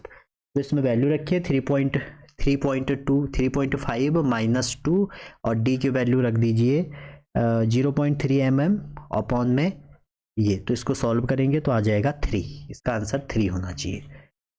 चलिए आगे चलते हैं। अब ये तो थ्योरेटिकल क्वेश्चन आ गया। कह रहे हैं कि इन वाईडीएस एक्सपेरिमेंट अगर आप सोर्स ऑफ लाइट चेंज करेंगे फ्रॉम ऑरेंज टू ब्लू, देखो ये क्वेश्चन पहले भी आया था, विप ग्योर, आप देखिए विप ग्योर, तो आपने क्या किया, ऑरेंज की वेवलेंथ ज़्यादा होनी चाहिए, इससे ऑरेंज से क्या कर दिया आपने, ब्लू कर दिया, तो मतलब ये हो गया कि ऑरेंज की वेवलेंथ तो ज़्यादा होती है ब्लू से, तो करें कि क्या होगा, तो भैया इसका ऑप्शन क्या हो जाएगा, जो डिस्टेंस ये डिक्रीज हो जाएगा। अगर वेवलेंथ बढ़ाओगे तो डिस्टेंस बिटवीन कंज्यूकेटिव फ्रिंज की क्या होगी, डिक्रीज हो जाएगा, क्योंकि वेवलेंथ डिक्रीज हो रही है, वेवलेंथ डिक्रीज हो रही है, क्योंकि आपको पता है beta equal to D lambda by D. और वैसे ही पोजीशन आप देखिए, डार्क की देखिए आप, किसी भी फ्रिंज की देखिए, फ्रिंज में क्या होता है, चाहे वो डार्क की है ब्राइट की है, वो लैम्डा के प्रोपोर्शनल होता है, तो लैम्डा ही घट रहा है तो वो भी घट जाएगा। क्वेश्चन नंबर 11 कैरिन वाइडी एक्सपेरिमेंट, ये क्वेश्चन थोड़ा सा अलग लगा क्योंकि इन्होंने थोड़ा टफ बनाया है। ये डिस्टेंस है कह रहे हैं, तो difference between largest fringe width and smaller fringe width. अब आप देखिए फ्रिंज विड्थ होती है डी लैम्डा बाई डी। अब इसको अगर आपने लार्जेस्ट करना है, सोचिए अगर आप बीटा को मैक्सिमम करना चाहते हैं तो इसका मतलब ये है कि जो डी है उसको मिनिमम होना पड़ेगा, और वहीं अगर आप बीटा को मिनिमम करना चाहते हो तो डी क्या होगा, मैक्सिमम होगा। तो इस पूरे वैल्यू में जो डी आपको दिया है D not plus A not sign omega T, इसकी आपको मिनिमम और मैक्सिमम वैल्यू देखनी पड़ेगी।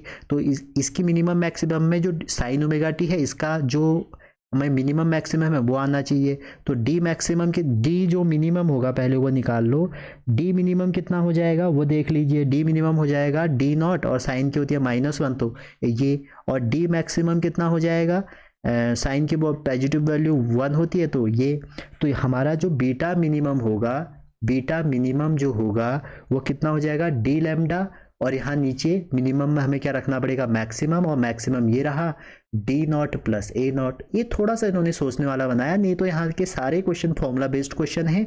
ये हो जाएगा D lambda over D not minus A not. अब आपसे करें दोनों का डिफरेंस निकाल दो, भाई डिफरेंस निकाल दो आंसर आ जाएगा। आपसे डिफरेंस पूछ रहे हैं तो डिफरेंस कैलकुलेट कर लो। क्वेश्चन नंबर 12 कह रहे हैं अगेन, कह रहे हैं वाई डी एक्स ऐसी एक्सपेरिमेंट है, डी दिया है छोटा वाला, छोटा डी दिया है, बड़ा डी दिया है, ये छोटा डी ये बड़ा डी, कह रहे हैं the distance between first and third bright fringe और वेवलेंथ दी है। तो थर्ड और उसका जो आप निकालेंगे वो कितना हो जाएगा, आपका बीटा ही तो निकालना है, तो ये हो जाएगा डी लैम्डा बाई डी। बस सॉल्व कर दीजिए इसमें, ठीक। आप कह रहे हैं फर्स्ट और थर्ड, पहले आप बीटा निकाल दो, तो पहले और थर्ड के बीच में जो फर्स्ट और थर्ड के बीच में आपको डिस्टेंस निकालनी तो कितनी आ जाएगी, 2 बीटा तो आएगी, 2 बीटा आ जाएगी, बस निकाल दो। इसको निकालें, डी की वैल्यू रखें, मैं कैलकुलेट कर लेता हूँ इसको। डी है 0.5, वेवलेंथ है आपकी 5890 और अपॉन में है 0.5 इंटू 10 की पावर -3, तो ये सॉल्व करके आ रहा है आपका 589 इंटू 10 की पावर -6, इसका डबल कर देंगे तो आ जाएगा 1178। तो 1178 ये है, तो 1178 इंटू 10 की पावर -6 वाला आंसर सही होगा, ठीक है। और अगर आप ऐसे नहीं निकालते हैं तो आप ऐसे निकाल दीजिए, एक्स हमको पता है N D lambda by D, तो एक बार आप थर्ड के लिए निकाल लें, एक बार आप फर्स्ट के लिए निकाल दें, इसका इन दोनों का डिफरेंस कर लो। तो बहुत सारे तरीके हैं जैसे आप करना चाहें। क्वेश्चन 13 कह रहे हैं एक फ्रिंज विड्थ है, देखो डी दिया है, छोटा डी दिया है, डिस्टेंस बाई इतना इतना है पार्ट, कह रहे हैं कि तो वेवलेंथ ऑफ लाइट इतना, तो एक्स की वैल्यू बताओ। तो अगेन फ्रिंज विड्थ क्या होगा, D lambda by D, D lambda by D जब होगा तो लेमडा क्या हो जाएगा, beta D over D, value रख दीजिए, आंसर आ जाएगा। तो इसकी वैल्यू रखते हैं अगर बीटा लेमडा बाई डी, तो वैल्यू रखिए भैया। आपसे कह रहे हैं फ्रिंज विड्थ जो है, फ्रिंज की विड्थ है जो वो 6 mm है, produce by 2 slit separated by इतना। तो ये जो हमारा है फ्रिंज विड्थ हमको दिया है बीटा 6 mm इंटू 10⁻³ इंटू जो डी है सेपरेट करा है उन्होंने, बस ध्यान रखें कि सेपरेटेड जो दिया है वो 1 mm दिया है, 1 इंटू 10⁻³ और जो बड़ी वाली स्क्रीन की डिस्टेंस है वो 10 है। बस इसको सॉल्व कर दो, आंसर आ जाए।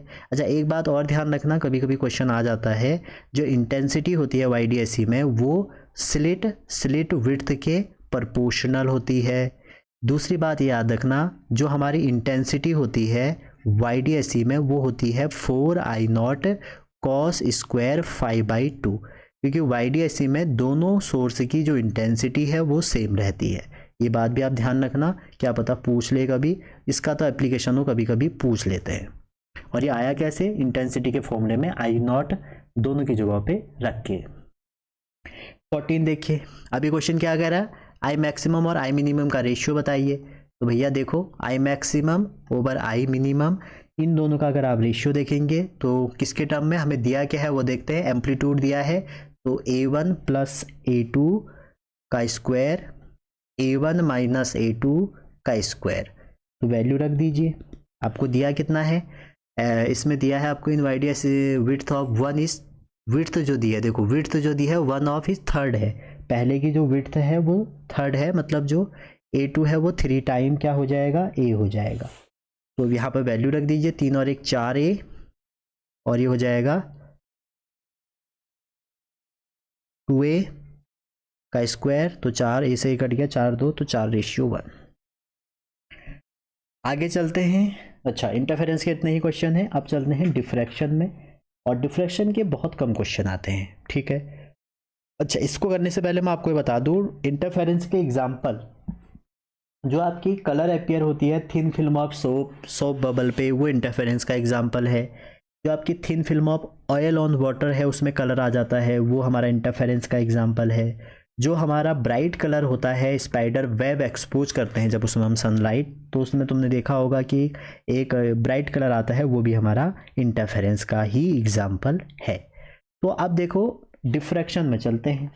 डिफ्रैक्शन क्या है, सबसे पहले तो आप ये देखिए, डिफ्रैक्शन नाम की जो हमारी ये चीज़ है, कहते हैं कि इंटरफेरेंस और डिफ्रैक्शन में आपको डिफरेंस बहुत रेयरली मिलता है। आप इंटरफेरेंस और डिफ्रैक्शन में डिफरेंस नहीं कर सकते हैं।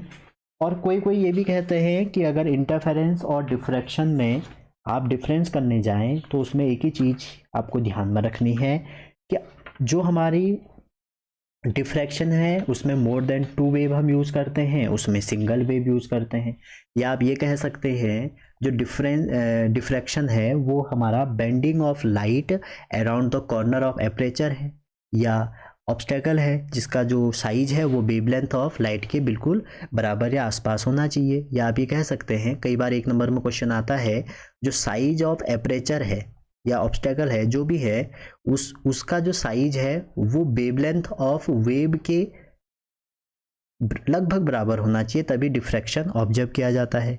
अच्छा डिफ्रैक्शन जो है हमारा वो साउंड वेव में कॉमन है, ठीक है, साउंड वेव में कॉमन है लेकिन लाइट वेव में नहीं दिखता।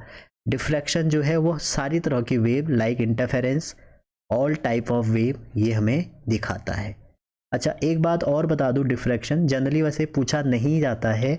डिफ्रैक्शन 2 तरह का होता है, एक होता है फ्रेस्नेल, 2 साइंटिस्ट थे, इतना है नहीं सिलेबस में, एक है फ्रॉनहोफर।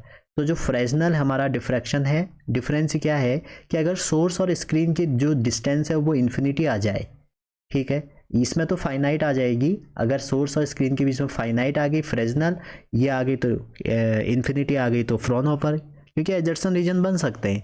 इसमें कोई भी लेंस यूज नहीं होता है, इसमें एक लेंस यूज होता है। इसमें भैया जो इंसिडेंट है, इंसिडेंट वेव फ्रंट है, इसमें प्लेन होगा हमेशा।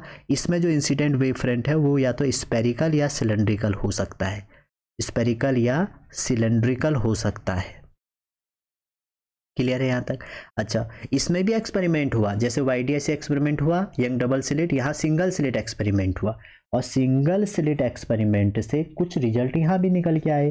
अच्छा, जो सिंगल स्लिट एक्सपेरिमेंट था वहाँ पे और यहाँ पे डिफरेंस ये है कि जो डिफ्रैक्शन है, देखो उसका जो सिंगल स्लिट एक्सपेरिमेंट है उसमें हमने क्या किया, उसको फ्रॉनहोफर डिफ्रैक्शन भी कहते हैं। उसमें जो हमारा पाथ डिफरेंस आएगा, क्या आएगा, पाथ डिफरेंस जो आएगा, उससे एक या दो क्वेश्चन है, फिर भी मैं आपको ये बता देता हूँ। पाथ डिफरेंस आता है b sin थीटा, ठीक है। अच्छा, आप कहेंगे सर ये b क्या है? इसमें जो हमारा पाथ डिफरेंस है, पाथ डिफरेंस में हमारा जो b है वो दो स्लिट के बीच की डिस्टेंस है, ठीक है। तो वही बात है, अगर ये हम अगर हम इसको इक्वेट कर देते हैं n लैम्डा के, तो यहाँ पर मिनिमा की कंडीशन बनती है, ठीक है। अगर हम इसको इक्वेट कर देते हैं इससे 2n माइनस या प्लस करें यहाँ पे, तो हमारा मैक्सिमम की कंडीशन बनती है, और यहाँ पे सेकेंडरी मिनिमा सेकेंडरी मैक्सिमा बोलते हैं। तो पाथ डिफरेंस के टर्म में आपने देख लिया, पहली बात। दूसरी बात इसमें इंपॉर्टेंट ये है, जो हमारा डिफ्रैक्शन है, देखो एक बात ध्यान रखना, इंटरफेरेंस और डिफ्रैक्शन में थोड़ा सा डिफरेंस है। इंटरफेरेंस में कहते हैं कि सुपरपोजिशन ऑफ वेव है फ्रॉम टू कोहेरेंट सोर्स, लेकिन डिफ्रैक्शन में क्या है, इसमें हम एक सेकेंडरी वेव देखते हैं जो डिफरेंट पार्ट ऑफ एक सेम वेव से निकलते हैं, ठीक है। तो इंटरफेरेंस और डिफ्रैक्शन में डिफरेंस है, ठीक है। तो जनरली क्या होता है, आप अगर दोनों के लिए वेव कर्व बनाएं, इंटेंसिटी वर्सेस डिस्टेंस कर्व बनाएं, तो होगा क्या, देखिए ऐसे देखते हैं। तो इंटेंसिटी और डिस्टेंस कर्व बनाएं, इसके लिए ऐसे बनता है,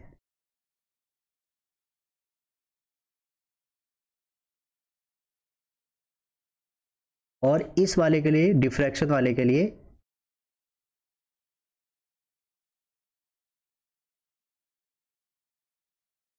ऐसे बनता है, इंटेंसिटी और डिस्टेंस। तो इससे डिफरेंस आप ये कर सकते हैं, इसमें जो इंटेंसिटी होगी सबकी सेम होगी, इसमें इंटेंसिटी देखो ऐसे डिक्रीज हो रही है, ऐसे ऊपर से फिर ऐसे डिक्रीज हो रही है। दूसरा, इसमें जो विड्थ होती है ये भी सबकी सेम होती है। इसमें ये बात ध्यान रखना, इस वाले में जो इसमें विड्थ होगी इस वाले की, वो इनसे डबल होगी, इस वाले से डबल होगी, ठीक है। बाकी सेम चीज़ें हैं। यहाँ पर जो हमारा डिफ्रैक्शन है, डिफ्रैक्शन में क्या होता है कि ये विड्थ हमारी सेम होती है, इंटेंसिटी सेम। यहाँ पर जो ये वाली पहली वाली है, इसकी इससे क्या हो जाएगी, डबल होती है, ठीक है। चलो क्वेश्चन में चलते हैं सीधा। पहला क्वेश्चन, एक ही क्वेश्चन आया है शायद, मेरे को एक ही क्वेश्चन मिला है यहाँ से।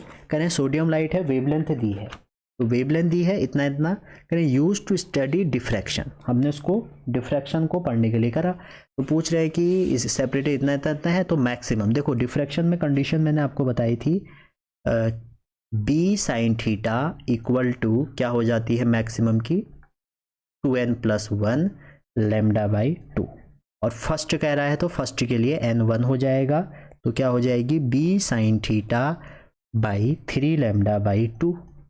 तो साइन थीटा इक्वल टू क्या हो जाएगा, 3 लैम्डा बाई 2b, यही हो जाएगी। और इसकी जो वैल्यू होगी फर्स्ट के लिए y/d के बराबर होगी। क्यों? क्योंकि ये किसके इक्वल कर रहा है, इसको YDSE के इक्वल कर रहा है।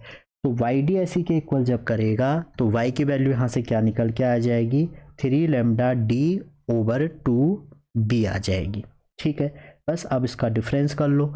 अगर आप डिफरेंस करो मैक्सिमा की पोजीशन में, क्या आ जाएगा, 3d/2b लैम्डा 1 माइनस लैम्डा 2। अब आपको सब दिया है, ये क्या हो जाएगा, 3 इंटू 2 अपॉन में 2 इंटू b कितना है, 5 इंटू 10 की पावर -4, और वेवलेंथ का डिफरेंस 655 माइनस 650 इंटू 10 की पावर -9। सॉल्व करके इसको आ रहा है 3 इंटू 10 की पावर -5 मीटर। आप देख लीजिएगा इसको सॉल्व करके। सेकंड क्वेश्चन ये आया है, कह रहे हैं कि एक वेव है जिसका फ्रिक्वेंसी इतनी है, स्ट्राइक कर रही है किसी भी पार्टिकल में जिसका साइज इतना है। कह रहे हैं then this phenomena is called. अब देखो अभी भाई मैंने आपको बताया था कि जो वेवलेंथ का ऑर्डर है अगर साइज ऑफ इसके है तो आप उसको कहते हैं क्या, डिफ्रैक्शन। अब यहाँ पे देखिए जो हमारा ये साइज है ए बाई लेमडा का साइज है वो कितना दिया है इन्होंने 1/100। तो आप देखिए जो रिफ्लेक्शन होता है, जो रिफ्लेक्शन होगा, रिफ्लेक्शन के लिए क्या होता है, जो यहाँ पर लिख देते हैं ऑब्स्टेकल का साइज होगा, इसका जो साइज होगा वो हमारा ज़्यादा होगा वेवलेंथ के लिए, ठीक है।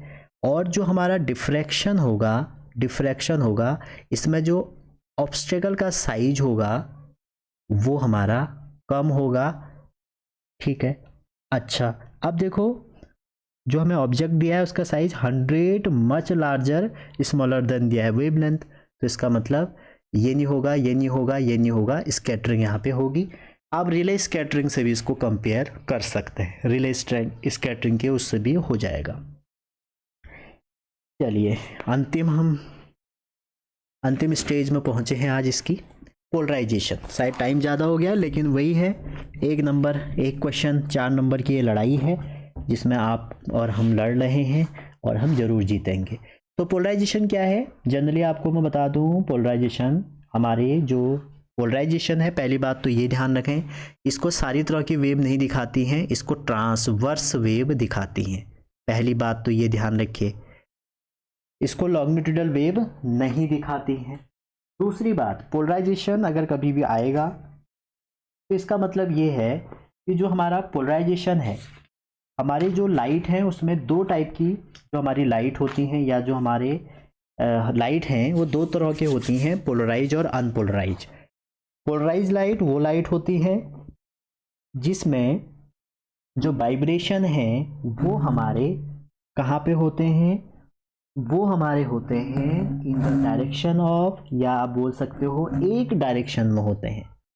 अनपोलराइज में सारी डायरेक्शन में होते हैं, मतलब जो प्लेन ये वाली लाइट है ये पोलराइज लाइट है, जैसे ये है, ये वाइब्रेशन हो रहे हैं एक डायरेक्शन में हो रहे हैं तो ये ऐसे, ये पोलराइज लाइट है। अनपोलराइज लाइट कैसे हो जाएगी, ये हमारी अनपोलराइज लाइट हो जाएगी।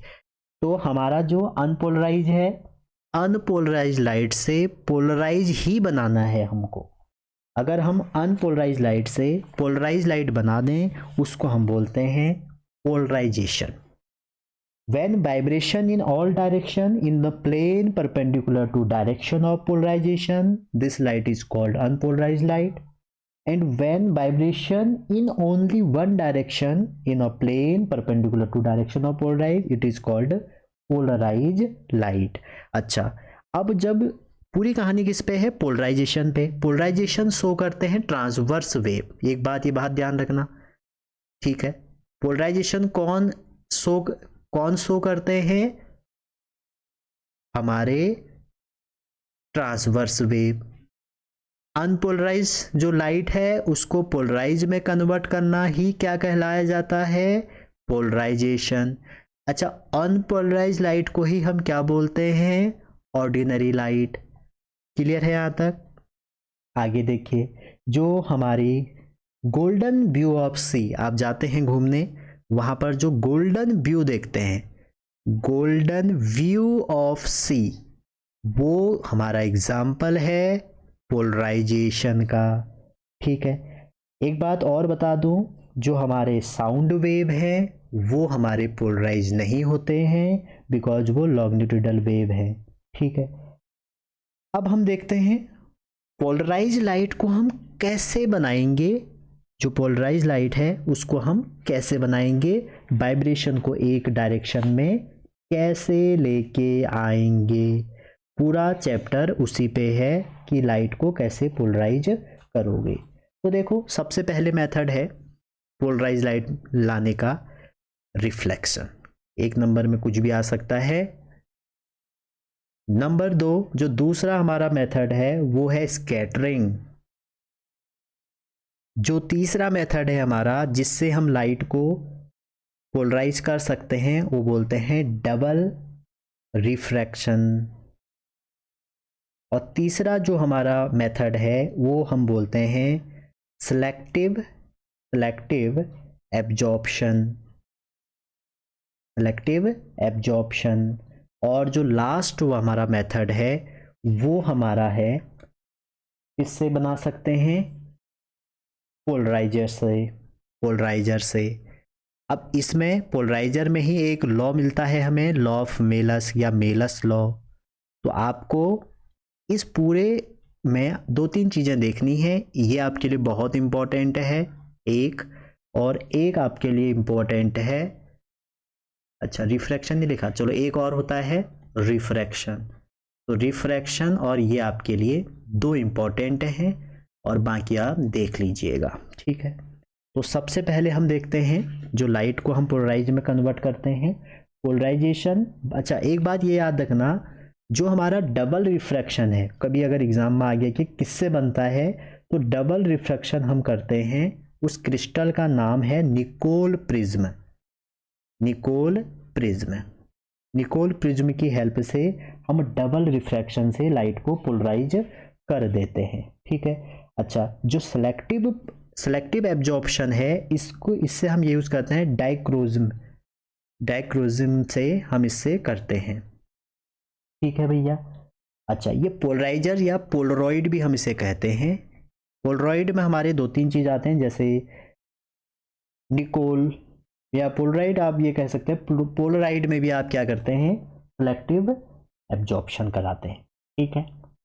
चलिए आप शुरू करते हैं। सबसे पहला कि हमने इसको पोलराइजेशन, लाइट को पोलराइजेशन या पोलराइज लाइट में कन्वर्ट करना है, और वो है हमारा रिफ्लेक्शन से।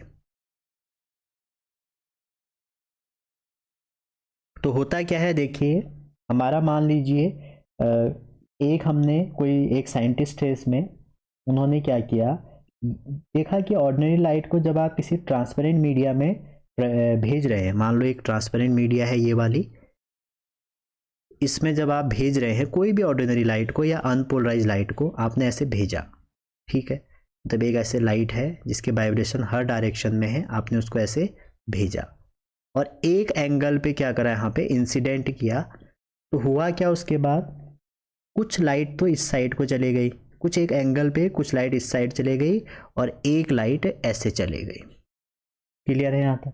अब जो ये नॉर्मल है, नॉर्मल से जो एंगल है वो इन्होंने इसका नाम दिया IB, ब्रूस्टर एंगल, ठीक है।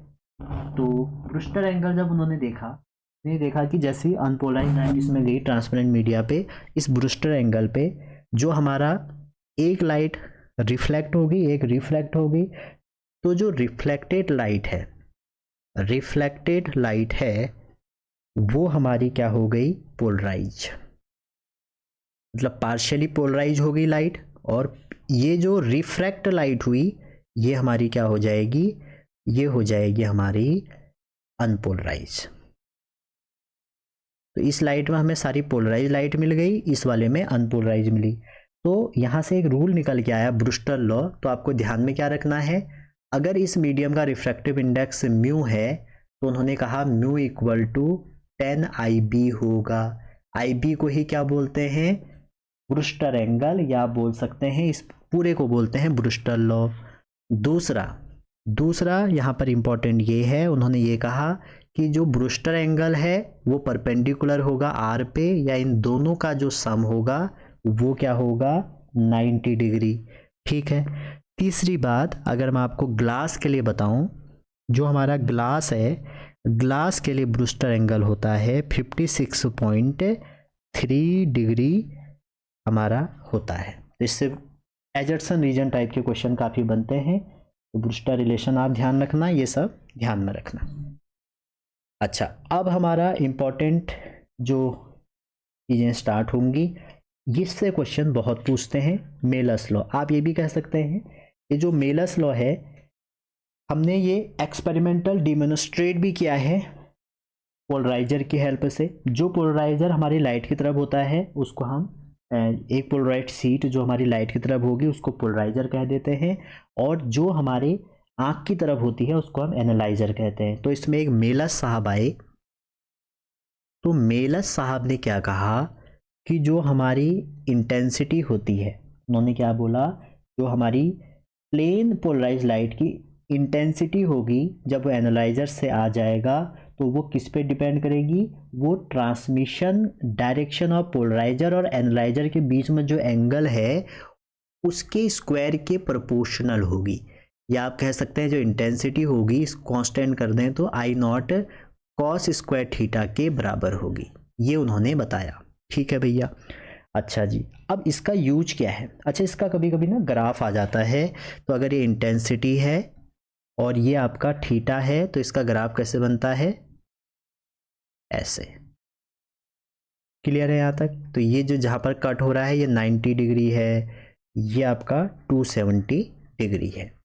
तो अब आप देखिए इसका यूज क्या करना है। मान लीजिए कि ये आपकी अनपोलराइज लाइट है, ये आपकी अनपोलराइज लाइट है और ये अनपोलराइज लाइट ट्रेवल करी आपकी ऐसे।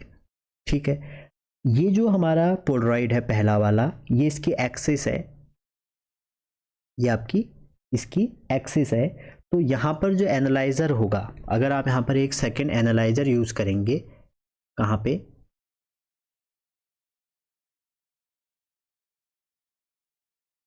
इसके राइट साइड पे यहाँ पे एक एनालाइजर यूज कर देंगे।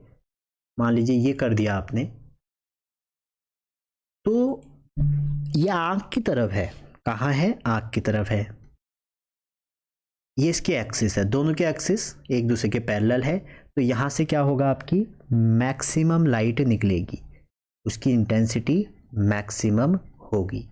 लेकिन अगर आप सेम कंडीशन करते हैं, ये सेम कंडीशन करते हैं, ठीक है, और सेम कंडीशन में क्या है, एक और पोलराइजर यहाँ पर लेके, मान लो एक पोलराइजर लिया आपने, उसमें उस आई की तरफ रखा और वो क्या बना दिया, एक एनालाइजर बना दिया। तो जब कोई ऐसे आप एनालाइजर यूज करेंगे, मान लीजिए आपने ये कर दिया, ठीक है, अब इसको क्या किया आपने, ऐसे न रख के थोड़ा सा ऐसे कर्व रख दिया, ये रख दिया। तो यहाँ पर क्या होगा, कोई भी लाइट नहीं आएगी, नो लाइट, क्योंकि दोनों के एक्सिस क्या हो जाएंगे, क्रॉस्ड हो जाएंगे ऐसे, इसमें कोई भी लाइट नहीं आएंगी। ठीक है, अब देखिए मेन काम क्या है, आपको जब क्वेश्चन करोगे आप, जब आप कोई भी लाइट को यहाँ से भेजोगे, कोई अनपोलराइज लाइट भेजोगे, क्वेश्चन जो आएंगे आपके उसमें आपको ध्यान रखना है। मान लो आपने एक आई नॉट इंटेंसिटी से कोई लाइट भेजी, तो होगा क्या कि जैसे आपने लाइट यहाँ भेजी तो मेलस लॉ के हिसाब से इंटेंसिटी कितनी आनी चाहिए, कॉस स्क्वायर थीटा, और कॉस स्क्वायर की आप क्या लोगे, एवरेज वैल्यू। तो कॉस स्क्वायर की एवरेज वैल्यू होती है हाफ। तो आपकी जो पोलराइज लाइट आएगी वो कभी कब कितनी आएगी, मैक्सिमम कितनी आएगी, आई नॉट बाई 2। क्लियर है यहाँ तक। अब मान लीजिए आपने एक पोलराइजर की जगह न रख के आपने क्या किया, इतना आप समझ गए कि यहाँ पे कितनी आ जाएगी, अगर आई है तो यहाँ पे आ जाएगी आई नॉट बाई 2। यहाँ तक क्लियर है। अब सोचिए यहाँ से आई थी, यहाँ पर आई नॉट 2 थी, उसके बाद आपने क्या किया, एक पोलराइजर और यूज कर लिया। मान लो ये तो हमारी इंटेंसिटी आ गई, आपने एक सेकेंड पोलराइजर और यूज किया। ठीक है, तो जब आप सेकेंड पोलराइजर यूज करा और उसको, क्वेश्चन ये आया आपसे एग्जाम में, क्वेश्चन आएगा कि आपने एक और पोलराइजर यूज कर दिया, मान लीजिए ये कर दिया, ठीक है, और ये थोड़ा सा एक एंगल पे रख दिया, ये रख दिया मान लो, और इसका आपको एंगल दे दिया जाएगा। ये कहा गया कि 60 एंगल से आई, 60 एंगल पे आपने रख दिया मान लो पहले से। तो अब इंटेंसिटी कितनी निकलेगी, तो आप कैसे करेंगे, देखिए इसके लिए आई नॉट बन जाएगा। तो आप क्या करेंगे, जो फाइनल होगी मेलस लॉ से, आई नॉट की वैल्यू कितनी हो जाएगी, आई नॉट बाई 2 कॉस स्क्वायर 60। ठीक है, सपोज आपके वहां आपको ऐसा क्वेश्चन दे दिया, एक ये ले दिया, एक ये दे दिया, ठीक है, ये दूसरा दे दिया।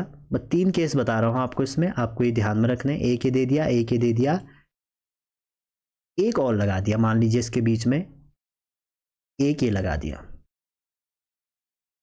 और आपसे ये कहा एक ये दे दिया, ये 3 हो गए। सोचो अगर यहां से क्वेश्चन ये आया कि ये हमने आई लाइट यहां से भेजी, आई नॉट लाइट यहां से भेजी जो कि अनपोलराइज थी, तो आई नॉट भेजी और आपसे ये कहा कि ये पोलराइजर P1 है, ये P2 है, ये P3 है, और आपसे ये बोला कि जो P1 है, P1 है या जो P2 है वो P1 और P3 के बीच में रखा है, इस तरह रखा है कि जो एंगल है, जिन इन सब के एंगल हैं वो एंगल दे दिया जाए कि जो P2 और P3 का एंगल है, जो आपका P2 और P3 का एंगल है, इन दोनों का एंगल आपको दे दिया कितना 60 डिग्री है। और आपको ये कहा गया कि जो आपका एंगल ये 60 है और जो सेकंड एंगल है आपका वो क्या है, मान लो इसका 60 है और इसका 90 मान लो ये है, तो इंटेंसिटी बताओ। तो यहाँ पे कितनी निकल के आएगी I0/2 और इसके बाद कितनी आएगी I0/2 cos स्क्वायर यहाँ पे कितनी हो जाएगी 60। और फाइनली ये 90 है, ये 60 है, तो एंगल रिमेनिंग कितना बचा 30। इसको सॉल्व करिए आप, कितना आ जाएगा cos स्क्वायर 30 I0/8 आ जाएगा। तो ये फाइनल कितनी हो जाएगी I0/8 cos स्क्वायर 30।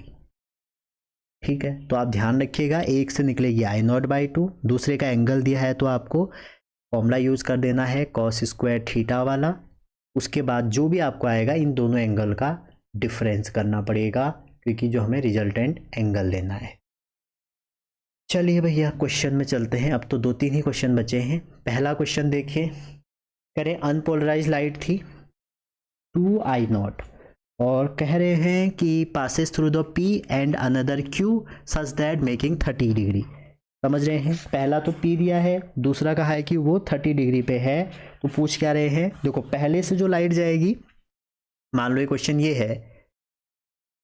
है तो पहले में I है, ठीक है, नहीं पहले में कितना है 2I0 है, तो यहाँ कितनी चले जाएगी 2I0/2 और इसका एंगल कितना दिया है 30 डिग्री। तो फाइनल इंटेंसिटी हो जाएगी I0 cos स्क्वायर 30, तो √3/2 3/4, तो ये हो जाएगा 3I/4। तो 3I/4 ये रहा। तो आप ये समझिए, अगर ये आप समझ गए ना तो आप सब कुछ कर लेंगे। ये 2 वाला है, 3 वाले में ये हो जाएगा। ये 2 वाला ज़्यादा पूछा जाता है, 3 वाले में क्या होगा कि P1 से तो पहले से तो कोई दिक्कत नहीं है, P2 में आपको थीटा लेना पड़ेगा जो भी दिया है, P3 में फिर इन दोनों थीटा का माइनस करके देखना पड़ेगा। चलिए अगला देखिए, सेकेंड क्वेश्चन, ब्रूस्टर साहब का एंगल आ गया। तो सेकेंड का क्या हो जाएगा, कह रहे हैं कि क्या होगा अगर आपने ये कर दिया और ब्रूस्टर एंगल पे, तो सुटेबल ऑप्शन तो ये तो ये आ जाएगा देयर इज टोटल ट्रांसफर। तो डी ऑप्शन इसका करेक्ट हो जाएगा, चेक कर लीजिएगा। कह रहे हैं कि सोर्स ऑफ लाइट है प्लेस इन फ्रंट ऑफ ये and intensity is I, P1 और P2 are so that between इतना I2 P2 such that rotated. अच्छा थीटा निकालना है। देखो इस क्वेश्चन में कह रहे हैं कि P2 को क्या रोटेट करें कि 3I/8 आ जाए। तो सिंपल सी बात है, अभी भी देखो अभी भी हमने निकाला, अगर ये पहला पोलराइड है इसमें हमने लाइट कितनी भेजी I भेजी, तो कितनी निकल के आएगी I/2। उसके बाद जो दूसरा पोलराइड है उससे कितना निकल के आ जाएगी I/2 cos स्क्वायर थीटा, और इसकी वैल्यू कितनी दी है 3I/8। I से I कट गया, इससे कट गया 4, तो cos square theta equal to 1/4, तो cos थीटा कितना आ जाएगा 1/2, थीटा आ जाएगा 30।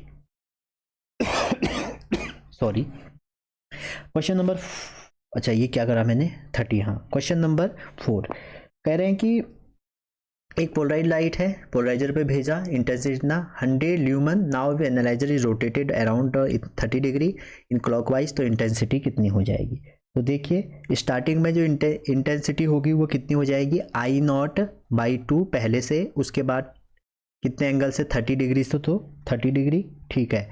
अब आपसे इसमें क्वेश्चन करें कि 100 ल्यूमन है, तो ये तो हमारी इंटेंसिटी हो गई, तो 100 ल्यूमन मतलब 100 का इंटू और √3/2, 2 का हम इंटू करके सॉल्व करेंगे, तो ये कितना आ जाएगा 75। ठीक हो गया, समझ रहे होंगे। तो आंसर इसका 75 ल्यूमन आ जाएगा। I0 दिया है आपको, ये इक्वल टू है, ये हमारा ना इक्वल टू है, इसको सॉल्व करके ये आ जाएगा। तो भैया कितने सरल क्वेश्चन है। ये क्वेश्चन मुझे अच्छा लगा क्योंकि NCERT में है, और NCERT में क्वेश्चन क्या है कि 2 हमने, मतलब ये वाला क्वेश्चन ऐसा है कि एक जैसे पोलराइजर ये है भैया, एक ये है, और इसके बीच में तीसरा क्रॉस करके लगा दिया, मतलब दोनों का क्रॉस कर दिया, तो इंटेंसिटी कितनी होगी। आप NCERT में जा सकते हैं, और मैं तो ये कहूँगा इस क्वेश्चन का आप आंसर याद रखें या सीख के जाएं कि कैसे निकालना है। तो जैसे ये क्वेश्चन आया आपके पास कि 2 क्रॉस के बीच में कितनी आपकी इंटेंसिटी होगी, सबसे पहले आप देखिए, मान लो एक कोई ये P1 है, P1 पहले वाले से कितने निकल के आएगी, पहले वाले से निकल के आएगी आई नॉट कॉस स्क्वायर थीटा, इसको मैं आई कर लेता हूँ। अब देखिए जो थीटा एंगल है वो P1 और P2 के बीच में है, और आपने क्या किया, एक P3 को उसके बीच में क्रॉस एंगल में रख दिया, तो जो हमारी रिजल्टेंट इंटेंसिटी हो जाएगी वो कितनी हो जाएगी, जो रिजल्टेंट इंटेंसिटी हो जाएगी, इसको I1 कर लेते हैं, वो हो जाएगी I1 time cos π/2 minus theta, क्योंकि दोनों को आपने क्रॉस में रखा है, मतलब 90 डिग्री में रखा है, तो 90 माइनस थीटा। तो I1 की वैल्यू अगर आप निकाल दें तो I1 रख दें यहाँ पे I naught cos square theta और कॉस π/2 माइनस थीटा। अभी देखा नहीं उन्होंने क्वेश्चन, जब देखेंगे पक्का देंगे। I naught cos square theta sine theta, ठीक है। अच्छा ये भी स्क्वायर ही रहेगा, तो ये भी स्क्वायर हो जाएगा, ये उससे फॉर्मूला हो गया। और आपको मैं बता दूं साइन 2 थीटा का फॉर्मूला होता है एक 2 साइन थीटा कॉस थीटा। अगर आप इसको रीअरेंज कर दें तो इसका आंसर कितना हो जाएगा 1/4 आई नॉट साइन स्क्वायर 2 थीटा। मैंने 2 का इंटू भी कर दिया, डिवाइड भी कर दिया, तो ये आंसर आ गया। तो क्वेश्चन ये आ सकता है कि जब दो पोलराइड के बीच में तीसरा पोलराइड की सीट हमने क्रॉस में रख दी है, तो रिजल्टेंट इंटेंसिटी मैक्सिमम कहाँ पे होगी। तो देखो साइन थीटा मैक्सिमम कहाँ पे होगा 90 पे, तो थीटा यहाँ से कटेगा तो 45, तो जो इंटेंसिटी मैक्सिमम होगी वो कितने पे होगी 45 पे। ये एनसीईआरटी का क्वेश्चन है और बहुत इंपॉर्टेंट क्वेश्चन है, आपको ये करना ही करना है, ठीक है भैया।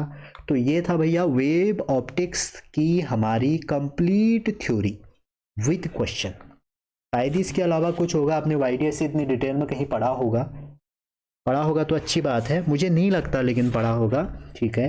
तो आप इसको देख सकते हैं। तो मिलते हैं अगली वीडियो में, अगली वीडियो हमारी बहुत जल्दी कुछ बढ़िया होगी। तो अगर चैनल पे नए हैं तो चैनल को लाइक शेयर और सब्सक्राइब ज़रूर करें, और अपना प्यार बरसाएं, कमेंट करें। अगर कोई कमी रह गई हो, कहीं गलती हो सकती है, एरर हो सकता है, तो आप उसको हमें कमेंट करके भी बता सकते हो, यार सर ये गलती हो गई शायद, तो आप कंफर्म कर दीजिए सही है या गलत। तो अगर कुछ गलती होगी तो हम उसको जल्दी सही भी कर देंगे, ठीक है। तो मिलते हैं अगली वीडियो में, तब तक अपना ध्यान रखिए, पढ़ते रहिए। Wishing all the best.